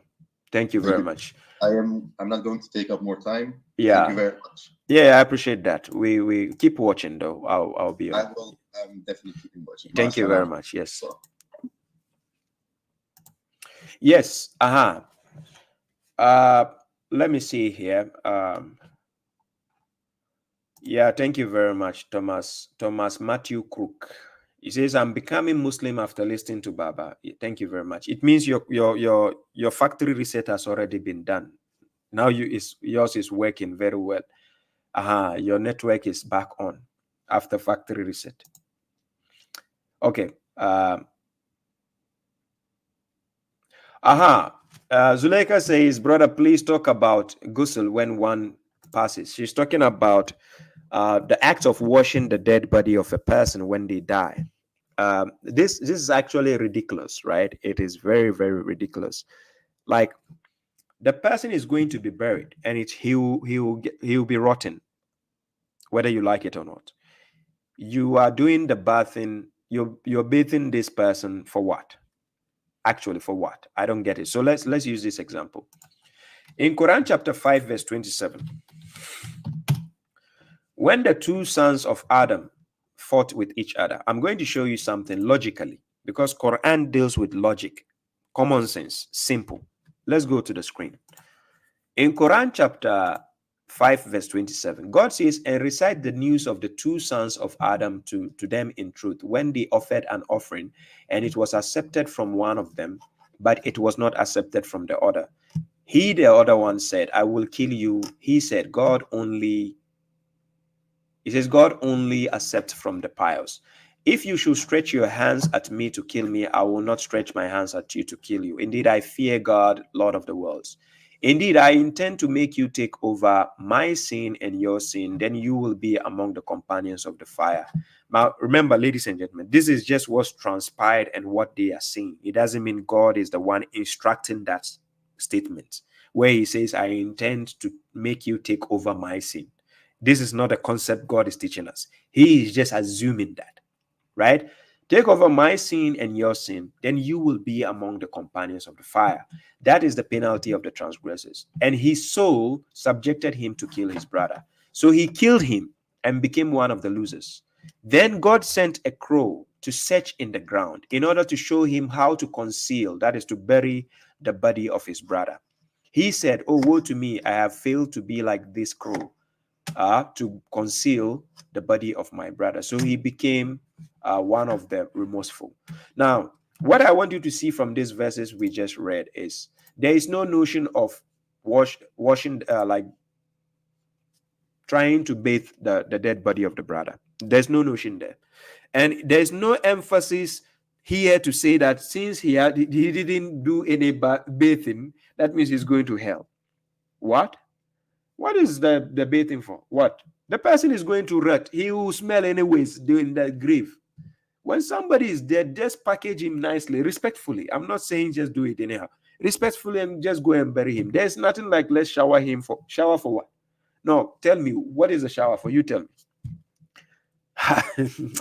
Allah. No, so you tell me, what is the shower for?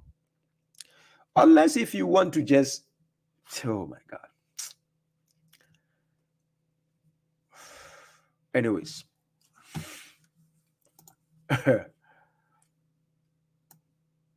I give an example. You have a fruit, the fruit, and then you are not going to eat the fruit, but then you wash it.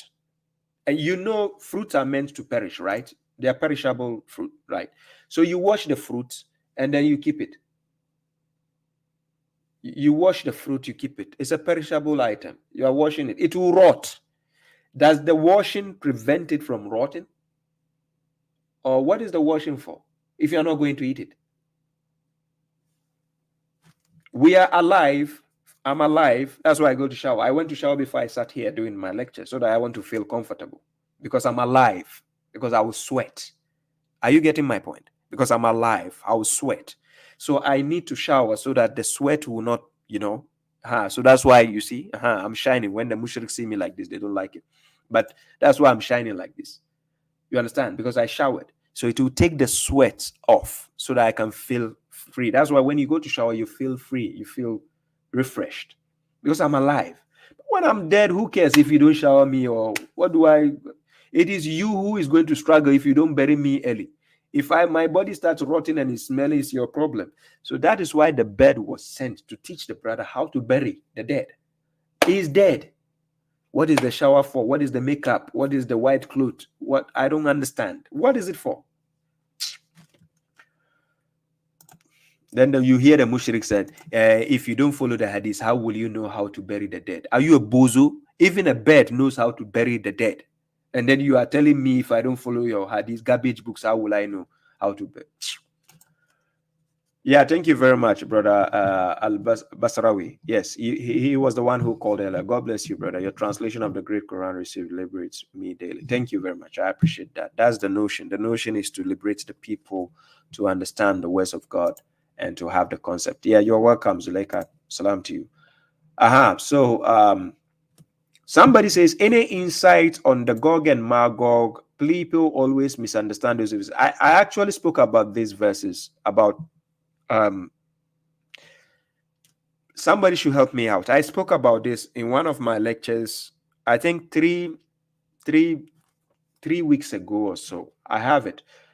So brother Chris, try to send me a message in my inbox or somewhere, or write a message, leave a message on after this replay so that I'll come back to it and give you the link. I spoke about the Gog and Magog. I gave the answer to that, right? Salam Muhammad Nurullah. Yes. Ladies and gentlemen, the number is there on the screen. Please kindly call. Is there any question I've missed? Thank you very much. Is there any question I've missed? The number is down there. +358 466 803144. You can call via WhatsApp, and I'm here to help you. Somebody says, what's your Telegram, bro? Is it me you are asking? If it is me, then it's the correctional officer. Is Baba Shuaib the correctional officer? Search me, correctional officer, you find me. Right? TikTok doesn't allow me to put my number there. It's against their policy. You don't put the number on TikTok, right? I have it on Facebook and YouTube. Somebody can just write it once in the comment section. Yes, they don't allow putting the number on the screen. But anyways, I'm coming to TikTok soon. I'm ending the program in about 15 minutes and I'm coming to TikTok, right? So if you are in TikTok, have patience. I'll come there. Is there any question I've missed? Please, let me see.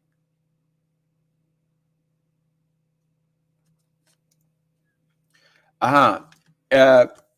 Cruci says, but Baba, what about east or west? Baba, how can that be a location? East and west? I lost you here. I don't know. Maybe you were asking question during when I was answering the brother, right? Yeah.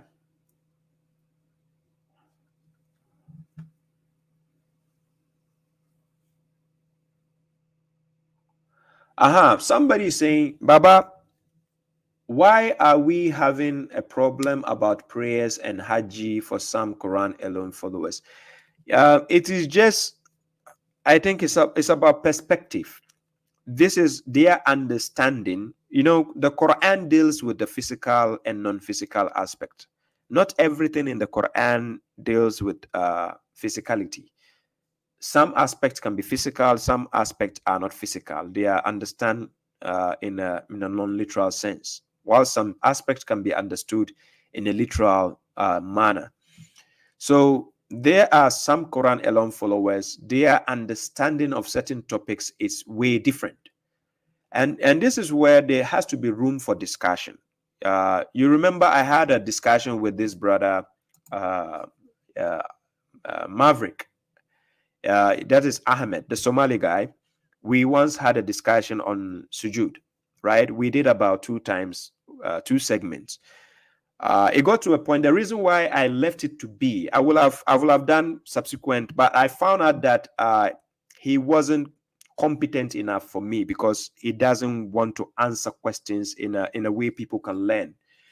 So in some instance, I do understand him because he just wants to. He says he wants people to just guess things and then assume things for themselves to come to their own conclusion. This is his lane.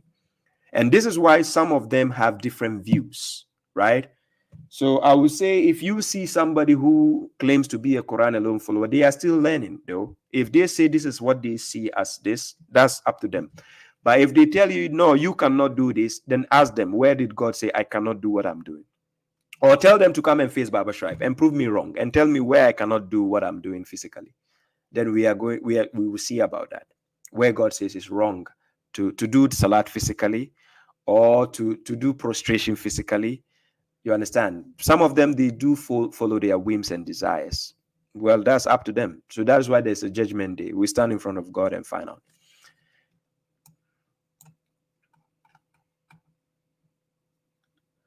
Somebody says, Baba, I can still be friends with Hadith followers because most of my family, you can be okay. You can be okay with them, nice. And so far as they don't hate you because of your religion, you can be nice to them. There's no problem with that.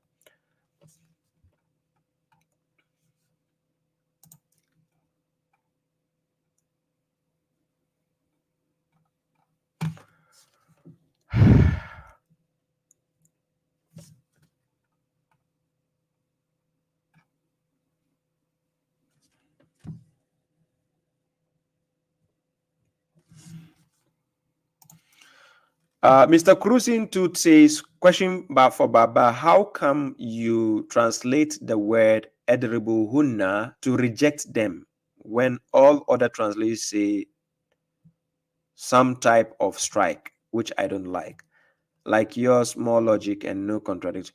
Yeah, but I never use the word reject. So please check the verse again. Chapter 4, verse 34. I use the word renounce. It's not reject.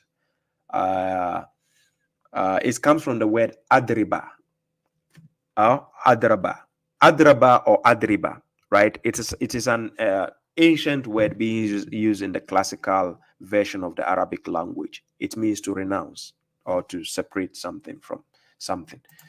So because sometimes people do the translation. Look, when you're doing the translation of the Quran, there are 2 aspects. You have to understand tarjama, which is translation, and tahawil, which is interpretation. So the Quran is not only to be dealt with translation. When you are dealing with the Quran, you need to understand the aspect of interpretation and translation. There are 2 different things needed together in order to understand the Quran. You don't just translate the Quran. As I see some people going to the Quran corpus and then they'll just take words and then they think they are translating. That's problematic. Sometimes you have to understand the context in a way that you can interpret to make sense.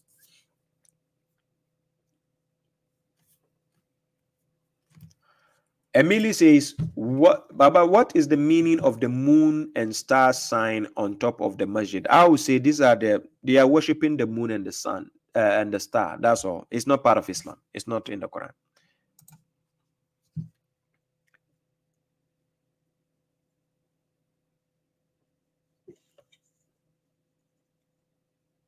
Yeah, Salam. Your name and where you're calling from. Hello. Hello, assalamu alaikum. Can you hear me? I can hear you, my brother. Your name and where you're calling from. Alhamdulillah. My name is Abdul Rahman. I'm from Germany. I want to thank you for everything you do. You're welcome. To explain to us the Quran. May Allah strengthen you in this project. I'm sorry, my English is not the best. Yeah. I have two questions. The first question is, we should take the Salat only from Quran, of course, right? Yeah. But the Quran came down to Prophet Muhammad in 20 years or 23 years or so, right? That's what they say. Quran never says that. Yes, that's what. What they say. My question is the Quran sent down in one, or is it like they say? This is the first question, and the second question is for Salat. So when the Quran don't came down in one book, then how did they pray when there was just a half Quran or just a part of Quran there? How was they praying in the time of the Prophet Muhammad? I don't know if you get my Your first question is, why was the Quran sent down at once? That's the first question, right? Yes. Okay. Your first question, the answer is found in Quran chapter 25. Let's go to the answer is found in Quran chapter 25 verse 32, and I put it on the screen. Can you see the screen on your page? No, I'm on the phone right now. Okay. No problem. I have it on the screen. So when you rewatch the video, you see it, right? Yes, I will see it. Okay. On the screen, it says, and those who disbelieve say, why was the Quran not revealed to him all at once? That's the question they ask. Mm-hmm. Why? Here, when the word why is used, why was the Quran not revealed to him all at once? That why they are using denotes that the Quran didn't come down all at once, because it has to be revealed gradually. And the answer is in chapter 25 verse 32 and chapter 17 verse 106. Then God says, das, so kazalika is to denote that is the reason. Das, or like that, so that we may reinforce your mind for adaka with it, and we have intoned it with chanting, right? So the Quran has been done in a way of tartil. Some people will say you have to recite it gradually, in a gradual process, but tartil has to be done with an intonation, right? Rattal, tartil. So this is why the Quran is made in that form. Now, Quran, according to this verse, the Quran wasn't revealed at once, because that is why the disbelievers asked the question. If it was at once, the Prophet will have the book directly from God, and he has it directly to give to the people. So now, this is what God's answered here. In Quran chapter 6 verse 7, God says this, and if we had sent down a book on a sheet of paper to you, that is the messenger, and they touched it with their hands, those who disbelieve will have said, this is only clear sorcery. So this is why they ask, why was the Quran not revealed all at once? Because had it been revealed all at once, this is the answer God is saying, they will have said it's clear sorcery. Because imagine a book coming from the sky to the Prophet. Yes, makes sense. So it was a gradual process. So how was it done gradually? Chapter 17 verse 106. This is the answer. Then he says, وَقُرْآنًا فَرَقْنَاهُ لِتَقْرَأَهُ عَلَى النَّاسِ عَلَى مُكْثٍ وَنَزَّلْنَاهُ تَنزِيلًا. So he says, together with a reading, which we have separated. فَرَقْنَاهُ. You know, farak. So to separate something so that you may read it. So he's telling the messenger to read it. So if something has to be read, that means it has to be written first. That's why God told him, Ikra, bismi rabbika allazi khalaq, right? So when you read something, you have to write it before you read. But when he says tatlu, had he says tatlu, to recite, then it is only from the head, from the memory, which means no need to write. You are reciting it from the memory. But God says the reading, the Quran, which we have separated so that you may read it to the people in order what? To remain with them. And we have revealed it as a what? Revelation. So the Quran was revealed as a revelation, but then it has to be separated and written in different segments where it can be delivered to the people. So that is the first answer to your first question. Now, the second question you ask, can you rephrase that question? Is it about the Salat you asked for? You said, okay. I was asking, I was wondering how the people was praying. Yeah. While the Quran was not finished came down, while the Quran was not complete. Yeah. How was they praying when the prayer is all from the Quran, just from the Quran? Thank you. So first of all, the Muhammad himself, peace be upon him, Quran chapter 33 verse 40. Ma kana Muhammadun aba ahadi min rijalikum walakin Rasulallahi wa khataman nabiyyin. Right? So Muhammad was a messenger and a prophet at the same time. Now, remember, the Salat, he was the first to be instructed whilst with his people. Remember, he was the first Muslim among them. Not of all time. I'm talking about when he was with his people. He was the first Muslim, right? So now, whilst with his people, everything he has to receive from God. Remember, he is the first to practice it first.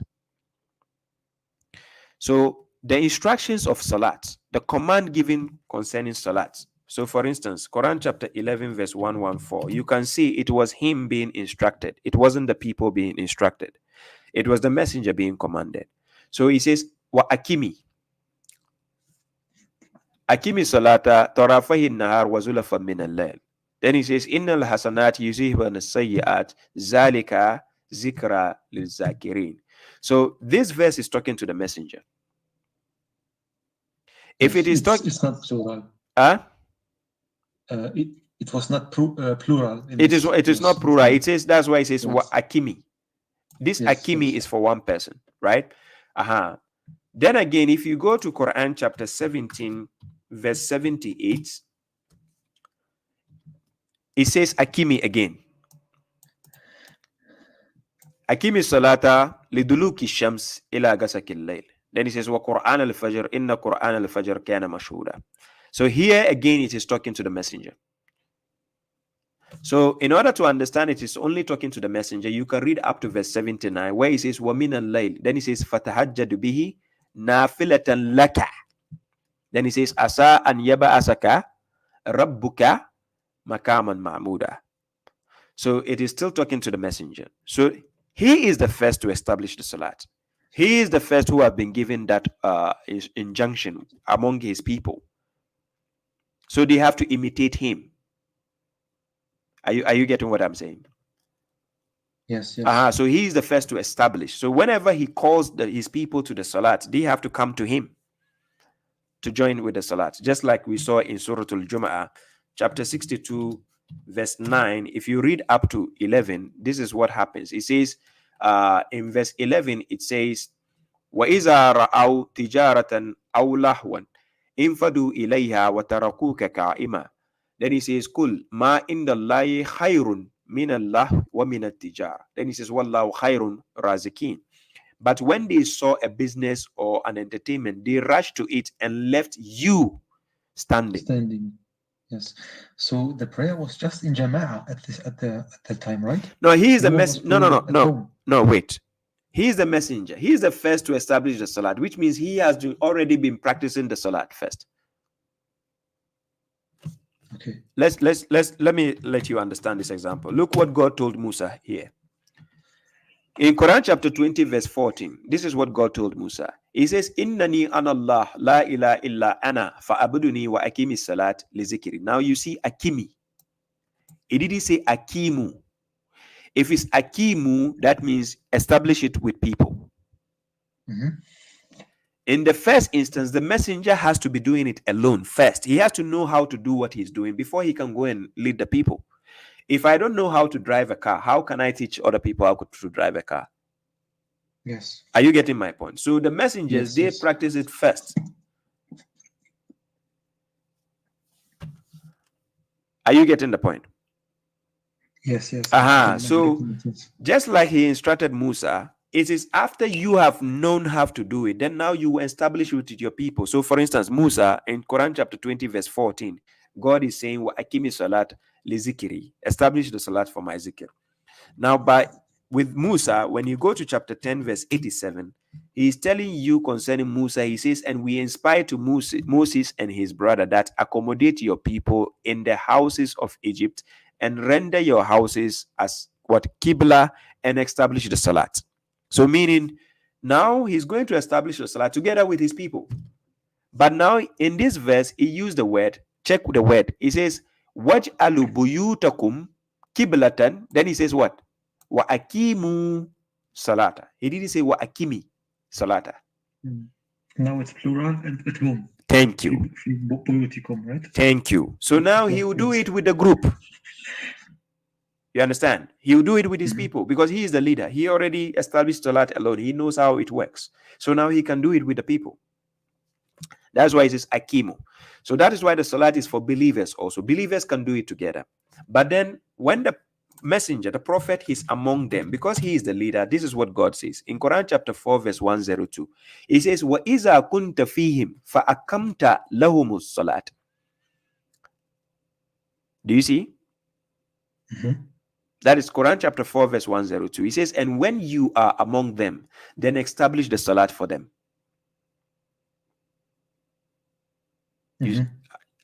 So you get my point. So meaning he, the leader, he already has the message. He already have everything before he will establish. Then after, now the book has been completed. People will now learn from the book everything.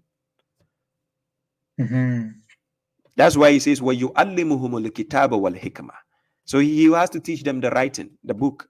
So after they write it, they will now see the evidences of whatever he has taught them. I understand. So it was not mandatory at the beginning. It was not mandatory for every Muslim to pray. It was just the Salat is not for Muslims. It's for mu'min, for believers. Mu'mins, yes. Exactly. Believers are the ones who actually practice the act. You see, that's why God says, Ya ayyuhal lazina amanu. He doesn't say, Ya ayyuhal lazina aslamu. Yes. There's a difference. So a Muslim can just say, I'm a Muslim to God, but he's not actually practicing Islam. Like he doesn't do the things a believer would do. He just surrendered to God. He only knows there's one God. I'm asking myself the way how to pray. Was it known by the prophets before Muhammad? The same way? All of them. Yes, because we are following the Millata Ibrahima.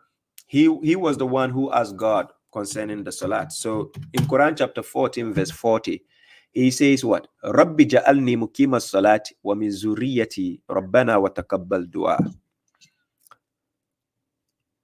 That is Ibrahim. So they was all doing the same prayer like him. Of course, if Ibrahim was the first to tell God, Rabbi ja'alni mukima salat, then he says, wa min zuriyati.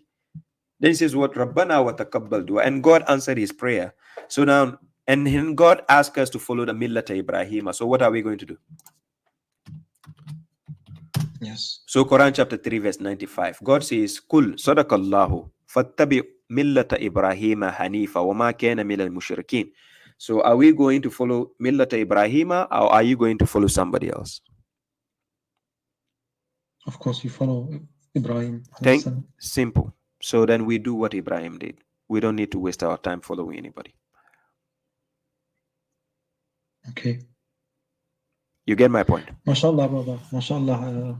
Wallahi, Alhamdulillah that you know so much about the Quran, and because I think I would have taken years to understand it like you explained it now in such a short time. Wallahi, Yeah, mashallah, that's I why I'm make here. dua that Allah give you more knowledge. Wallahi, Thank I you. appreciate very much Thank you very your much. effort, what you do. Wallahi. Thank you very much. That's why I'm here. He gave me the knowledge so Thank that you, I thank can you. share it with people like you. So I'm here. Thank you for appreciating. Yes. Thank you, brother. What did you say your name was? Abdurrahman was my name. Abdurrahman. Nice to meet you, brother. Are you based in Germany? Yes, I'm based in Germany. Okay. Maybe when I can just again a small question when we have time. I know there are much people who also want to ask questions. Yes, yes. I'm doing small work of dawah. Yes. In German, in my language, and I always get the same questions. Always, Okay. also from Christians or from Islam haters, and it's a big problem in Germany. The main questions that put people off Islam is the Aisha marriage. This is always coming and put so many people off to have interest in Islam. And the second thing is the stuff like you have to accept Islam by force, or they bring the verses of the Quran where it says you have to accept Islam or you have to pay jizya or stuff like that. And I have problems to how to explain that to them that this is not. To make it easier for you, brother, I have all the answers on my YouTube channel. Do you know my YouTube channel? Yes, I'm just new to your channel. I don't know many videos, but don't worry. From today, don't watch Netflix. Don't watch HBO. Don't watch HBO. Don't watch anything. Just go to my YouTube channel and enjoy. All the lectures are there. You just have take your time. I give references to everything I say. Sit down, study for yourself. You know, Alhamdulillah, that's it. You investigate. All the answers are there. All the answers, they are there. Yes. I will do that, inshallah. Brother, barakallahu feek. Thank you. Thank you. To make it free for other people. I appreciate that. Barakallahu feek. Assalamu alaikum. Salam. May God bless you, inshallah. You too. Salam. Okay, so that is a brother from Germany. I think I can take one more call. Somebody try calling me. Let me see. Yes, somebody from Spain. Is it Ahmed, right? Yeah, assalamu alaikum. Wa alaikum salam. My brother, your name and where you're calling from? It's me for Makjebi. Makjebi, yes. Yes, I saw the name Ahmed Jebi. I was trying to say, do I know that person? You're welcome, my brother. Yeah. Wallah, alhamdulillah. No complaints. Okay. I was reading the Quran and then I came across one verse, one chapter that I was like, I said, let me try to call you and see if you can try to help me to explain what that verse means, because I'm totally confused. Okay, yeah, sure. You can bring it on board. Let's check. It's Quran chapter 2, verse 142. Quran chapter 2, verse 142. Makjebi, did you come late to the program? Yes, I came late. I came late actually. Did you see when I was answering this question? No, I just log in on my YouTube because I'm watching you from the television. Yeah. I'm having the phone, so I decided to call because I was reading the Quran before I went to the gym. I came across it once. Yeah. And then I say, you know what? Because I need somebody that can explain this verse very clear to me. Okay. So Makjebi, what we are going to do is my YouTube session is going to end soon. If you watch the last 30 minutes of this video, yeah, I took about 15 minutes to answer a brother who called concerning these verses. This same verse, I spoke about this verse up to 150. I spoke from 142 up to 150. So I will appreciate it after I finish today's lecture. Take your time, go to the YouTube, you watch the last 30 minutes of the video, you get the answer. Your answer is there. Okay. Yes, I spoke about it. I just don't want to repeat it again. I spoke about it. today? I came late. I was in the gym, so I just came, and then I saw a notification, so I decided to just log in and listen to you, and so. So yes, so you get exactly your answer. The brother asked about 30 minutes ago, so you watched to check. No problem. I will, because I usually watch you. I can see almost every day I watch you on YouTube, on my television. Sometimes I even call my friends for us to sit and watch you. We used to do some debates to watch your videos, you know. So don't worry about that. So Yeah, I'll watch it, inshallah. Yeah, inshallah. I appreciate that. Thank you very much. Keep watching. Yes. Thank you. Salam. So ladies and gentlemen, I've done 2 hours 20 minutes. Let me say, there's some few questions I just skipped. Let me see if I can answer before I go. Somebody says let me see.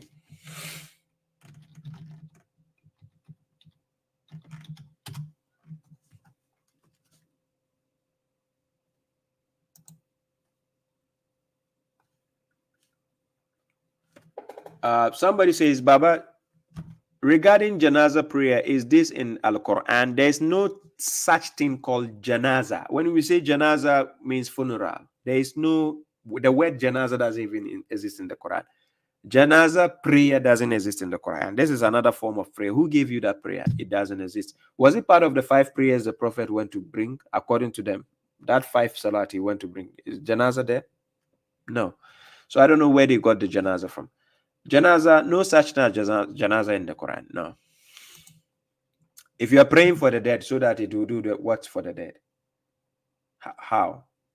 Because Quran chapter 16 verse 28 to 29, if the person is going to hell, already the angels will tell him and give him dirty slaps.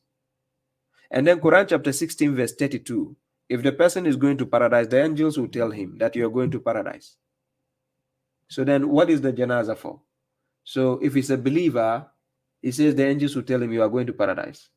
If it is the transgressor, he will get dirty slaps, and then he will be told you are going to hell. So now tell me, which of these 2 parties need a janaza for funeral prayer? For what? Then you tell God what? You intercede? Then the Prophet just showed you that you just need to buy flowers, or according to the hadith, just buy flowers and take a branch.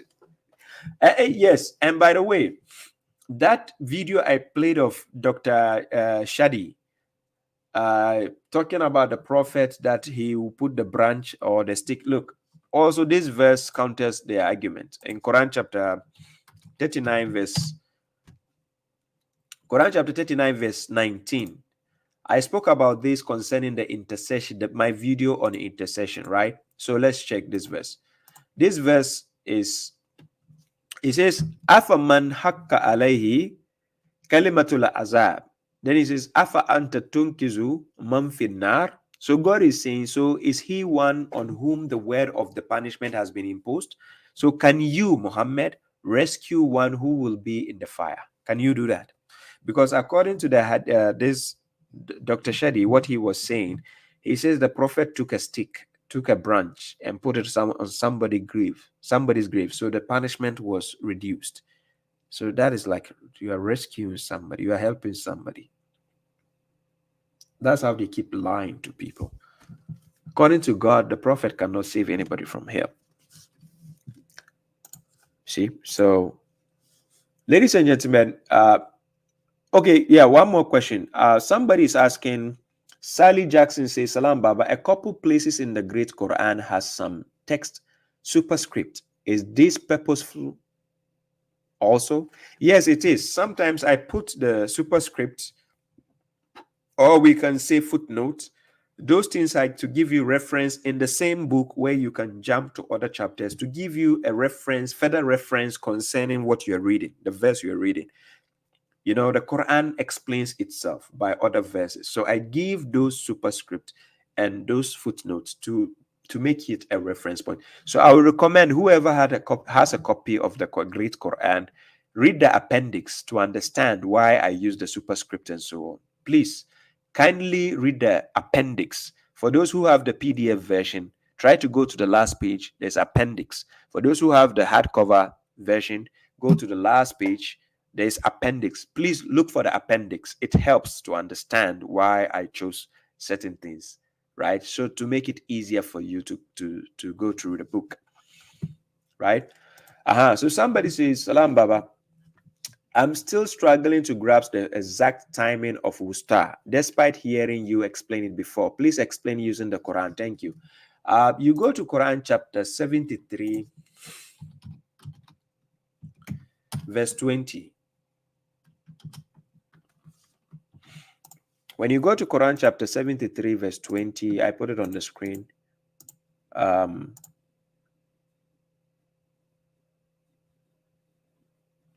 Yeah, in Quran chapter 73, verse 20, it says, indeed, your Lord knows that you get up less than 2/3 of the night, half of it, and 1/3 of it, and so do a faction of those with you. God has estimated the night and the day. He knows that you may never calculate it. So he has forgiven you. Therefore, read what is easy of the Quran. He knows that some of you will be sick and others will be traveling in the land seeking for the favor of God, while others will be fighting in the way of God. So read what is easy from it and establish the Salat and give the Zakat and lend God a good loan. And whatever you send for your souls of good, you will find it with God, which is better and greater in reward, and seek the forgiveness of God. Indeed, God is forgiving and merciful. Now, do you see the first part of the verse? It says, indeed, your Lord knows, right? Indeed, your Lord knows that you get up less than 2/3 of the night, half of it, and 1/3 of it. Right? Do you see the timing?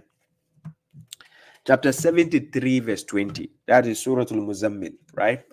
Chapter 73, verse 20. That is the middle of the night. That is what we call Salat al-Wusta. It's night time.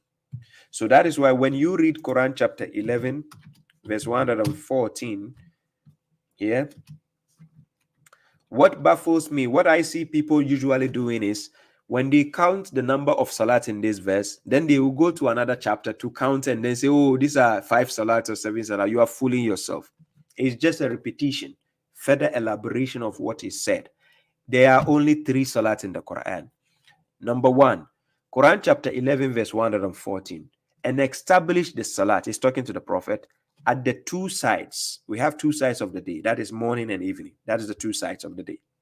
At the 2 sides of the day, that is Salat al-Fajr and Salat al-Isha. If you go to Quran chapter 24, verse 58, you understand. It mentions Salat al-Fajr and Salat al-Isha. There is no Salat in the middle of the day. No. No. Okay.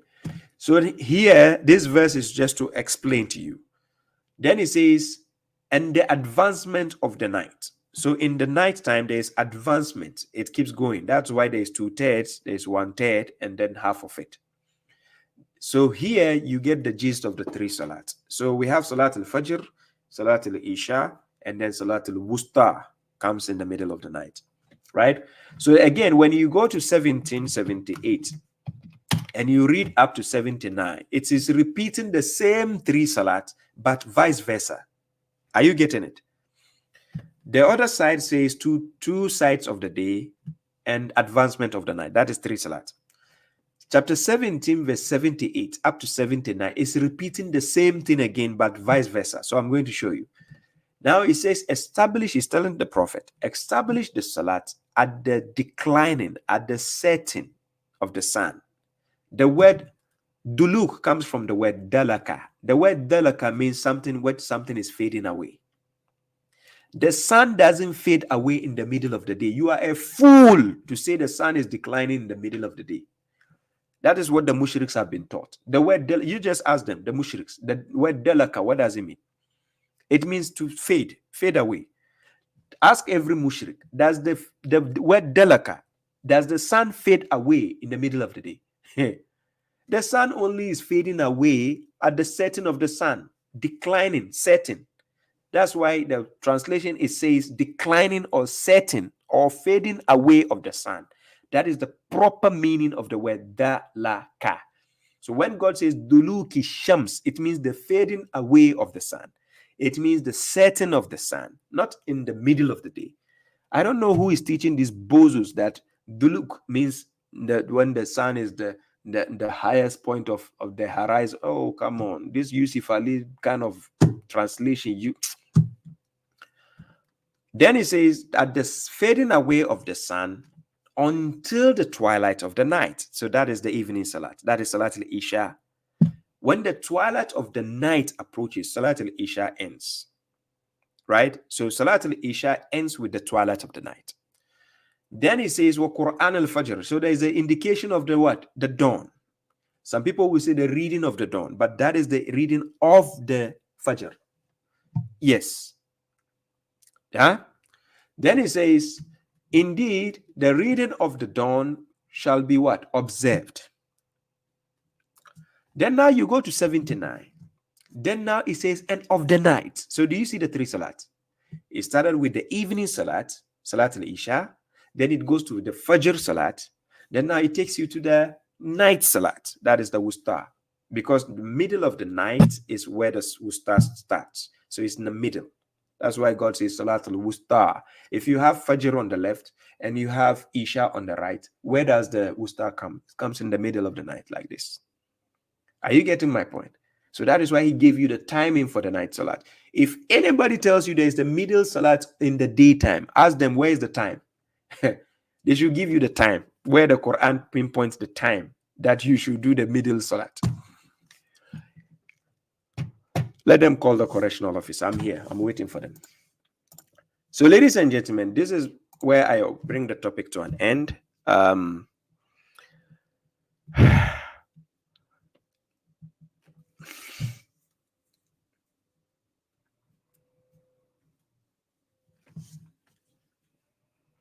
Yes, you are right. Al-Basrawi, yes, men are supposed to cover their shame also. Based on Quran chapter 7, verse 26, this is what God says we should do. I put the verse on the screen. Let me put this. I think this is my last question before I go, because I don't want to get exhausted. I need some energy for the mushriks also. So in Quran chapter 7, verse 26, it says, O children of Adam, we have revealed to you clothing, libasan. Libasan means a clothing, something to cover yourself. So to conceal your what? Your shame. That is sawatikum. This is your bodies, your shame. So when he says sawatikum, it is something which has your private parts involved. That's your shame, right? Your hand is not your shame. Your leg is not your shame. Your face is not your shame. Your hair is not your shame. When we are talking about your body, anything coming from your chest going is your private, sector. So that is your shame, right?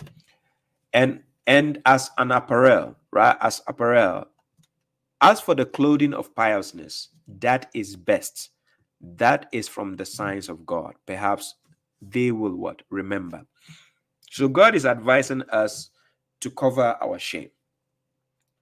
Yes. That is why God revealed to us the clothing, so that we can cover. So I don't know why people will be exposing themselves out there in the public. You know, understand? So, ladies and gentlemen, this is where I bring the topic to an end. This is Correctional Officer Baba Shuaib. I need to go to TikTok now. You're welcome to join if you have time. I might be staying there for 1 or 2 hours. Kindly join me there. Thank you very much. Abdul Fattah Abubakar, salam to you. Ominos1, you are a legend. Thank you, Brother Shuaib. I got it now. Thank you. You're welcome, brother. Thank you for the support. We have Fatima Chin. Salam till next time. Always good to learn. Thank you very much. I appreciate that. Aina Makkah. Where is Makkah?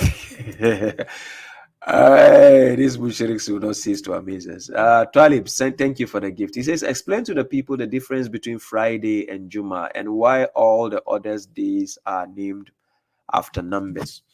I think I did that in one of my videos.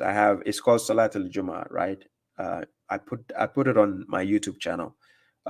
If you go to the playlist, look for general issues. I put it there, right? I will have talked about it. I don't want the time to be so long. The lectures will be boring to watch. So please, I'm going to TikTok. Kindly join me and let's deal with some of the mushriks. I know they will be coming to face me, right? So Baba Shuaib is going there. Yes, this Petra issue, I've already spoken about it. I have a video also on that. I did a full lecture on that, right? The Petra issue, I have a video concerning Dan Gibson, right? I have a video on that, So thank you very much, ladies and gentlemen. Till we meet again next week. Thank you, S. Faraj.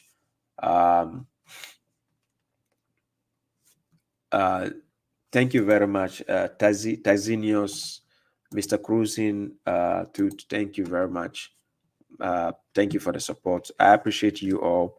I'm going to TikTok. If you have a TikTok account, kindly join me. Right, I don't want to stay too long on Facebook and YouTube because then people cannot watch the lecture. It will be boring to watch. So kindly come there, enjoy. And if you are a mushrik, you want to ask me how do you pray, please come. I'm there. Come and ask Quranic, how do you pray? Baba Shuaib is waiting. Thank you very much. One love to you all. I appreciate the support. Till we meet again next week, hopefully. This is where I leave you for now. So I will say peace to you. Time to rise and meet the challenge. Baba Shuaib is calling you out. Meet Baba Shuaib, a correctional officer with a mission. Today he's throwing down the gauntlet to the mushriks, no more holding back. With his logo shirt and cap, Baba Shuaib sits tall and confident. He says, the time for action is now. It's time to rise, to push past limits, and to become the best versions of ourselves. Baba Shuaib believes in the power of determination and resilience. His challenge is simple. Stand up, face your fears, and conquer them. Every day is a new opportunity, he says. An opportunity to grow stronger, to be better, and to leave a mark on the world. So, are you ready to accept Baba Shuaib's challenge? Are you ready to rise above and beyond? Join Baba Shuaib and let's show the world what we're made of, because the only limit is the one you set for yourself.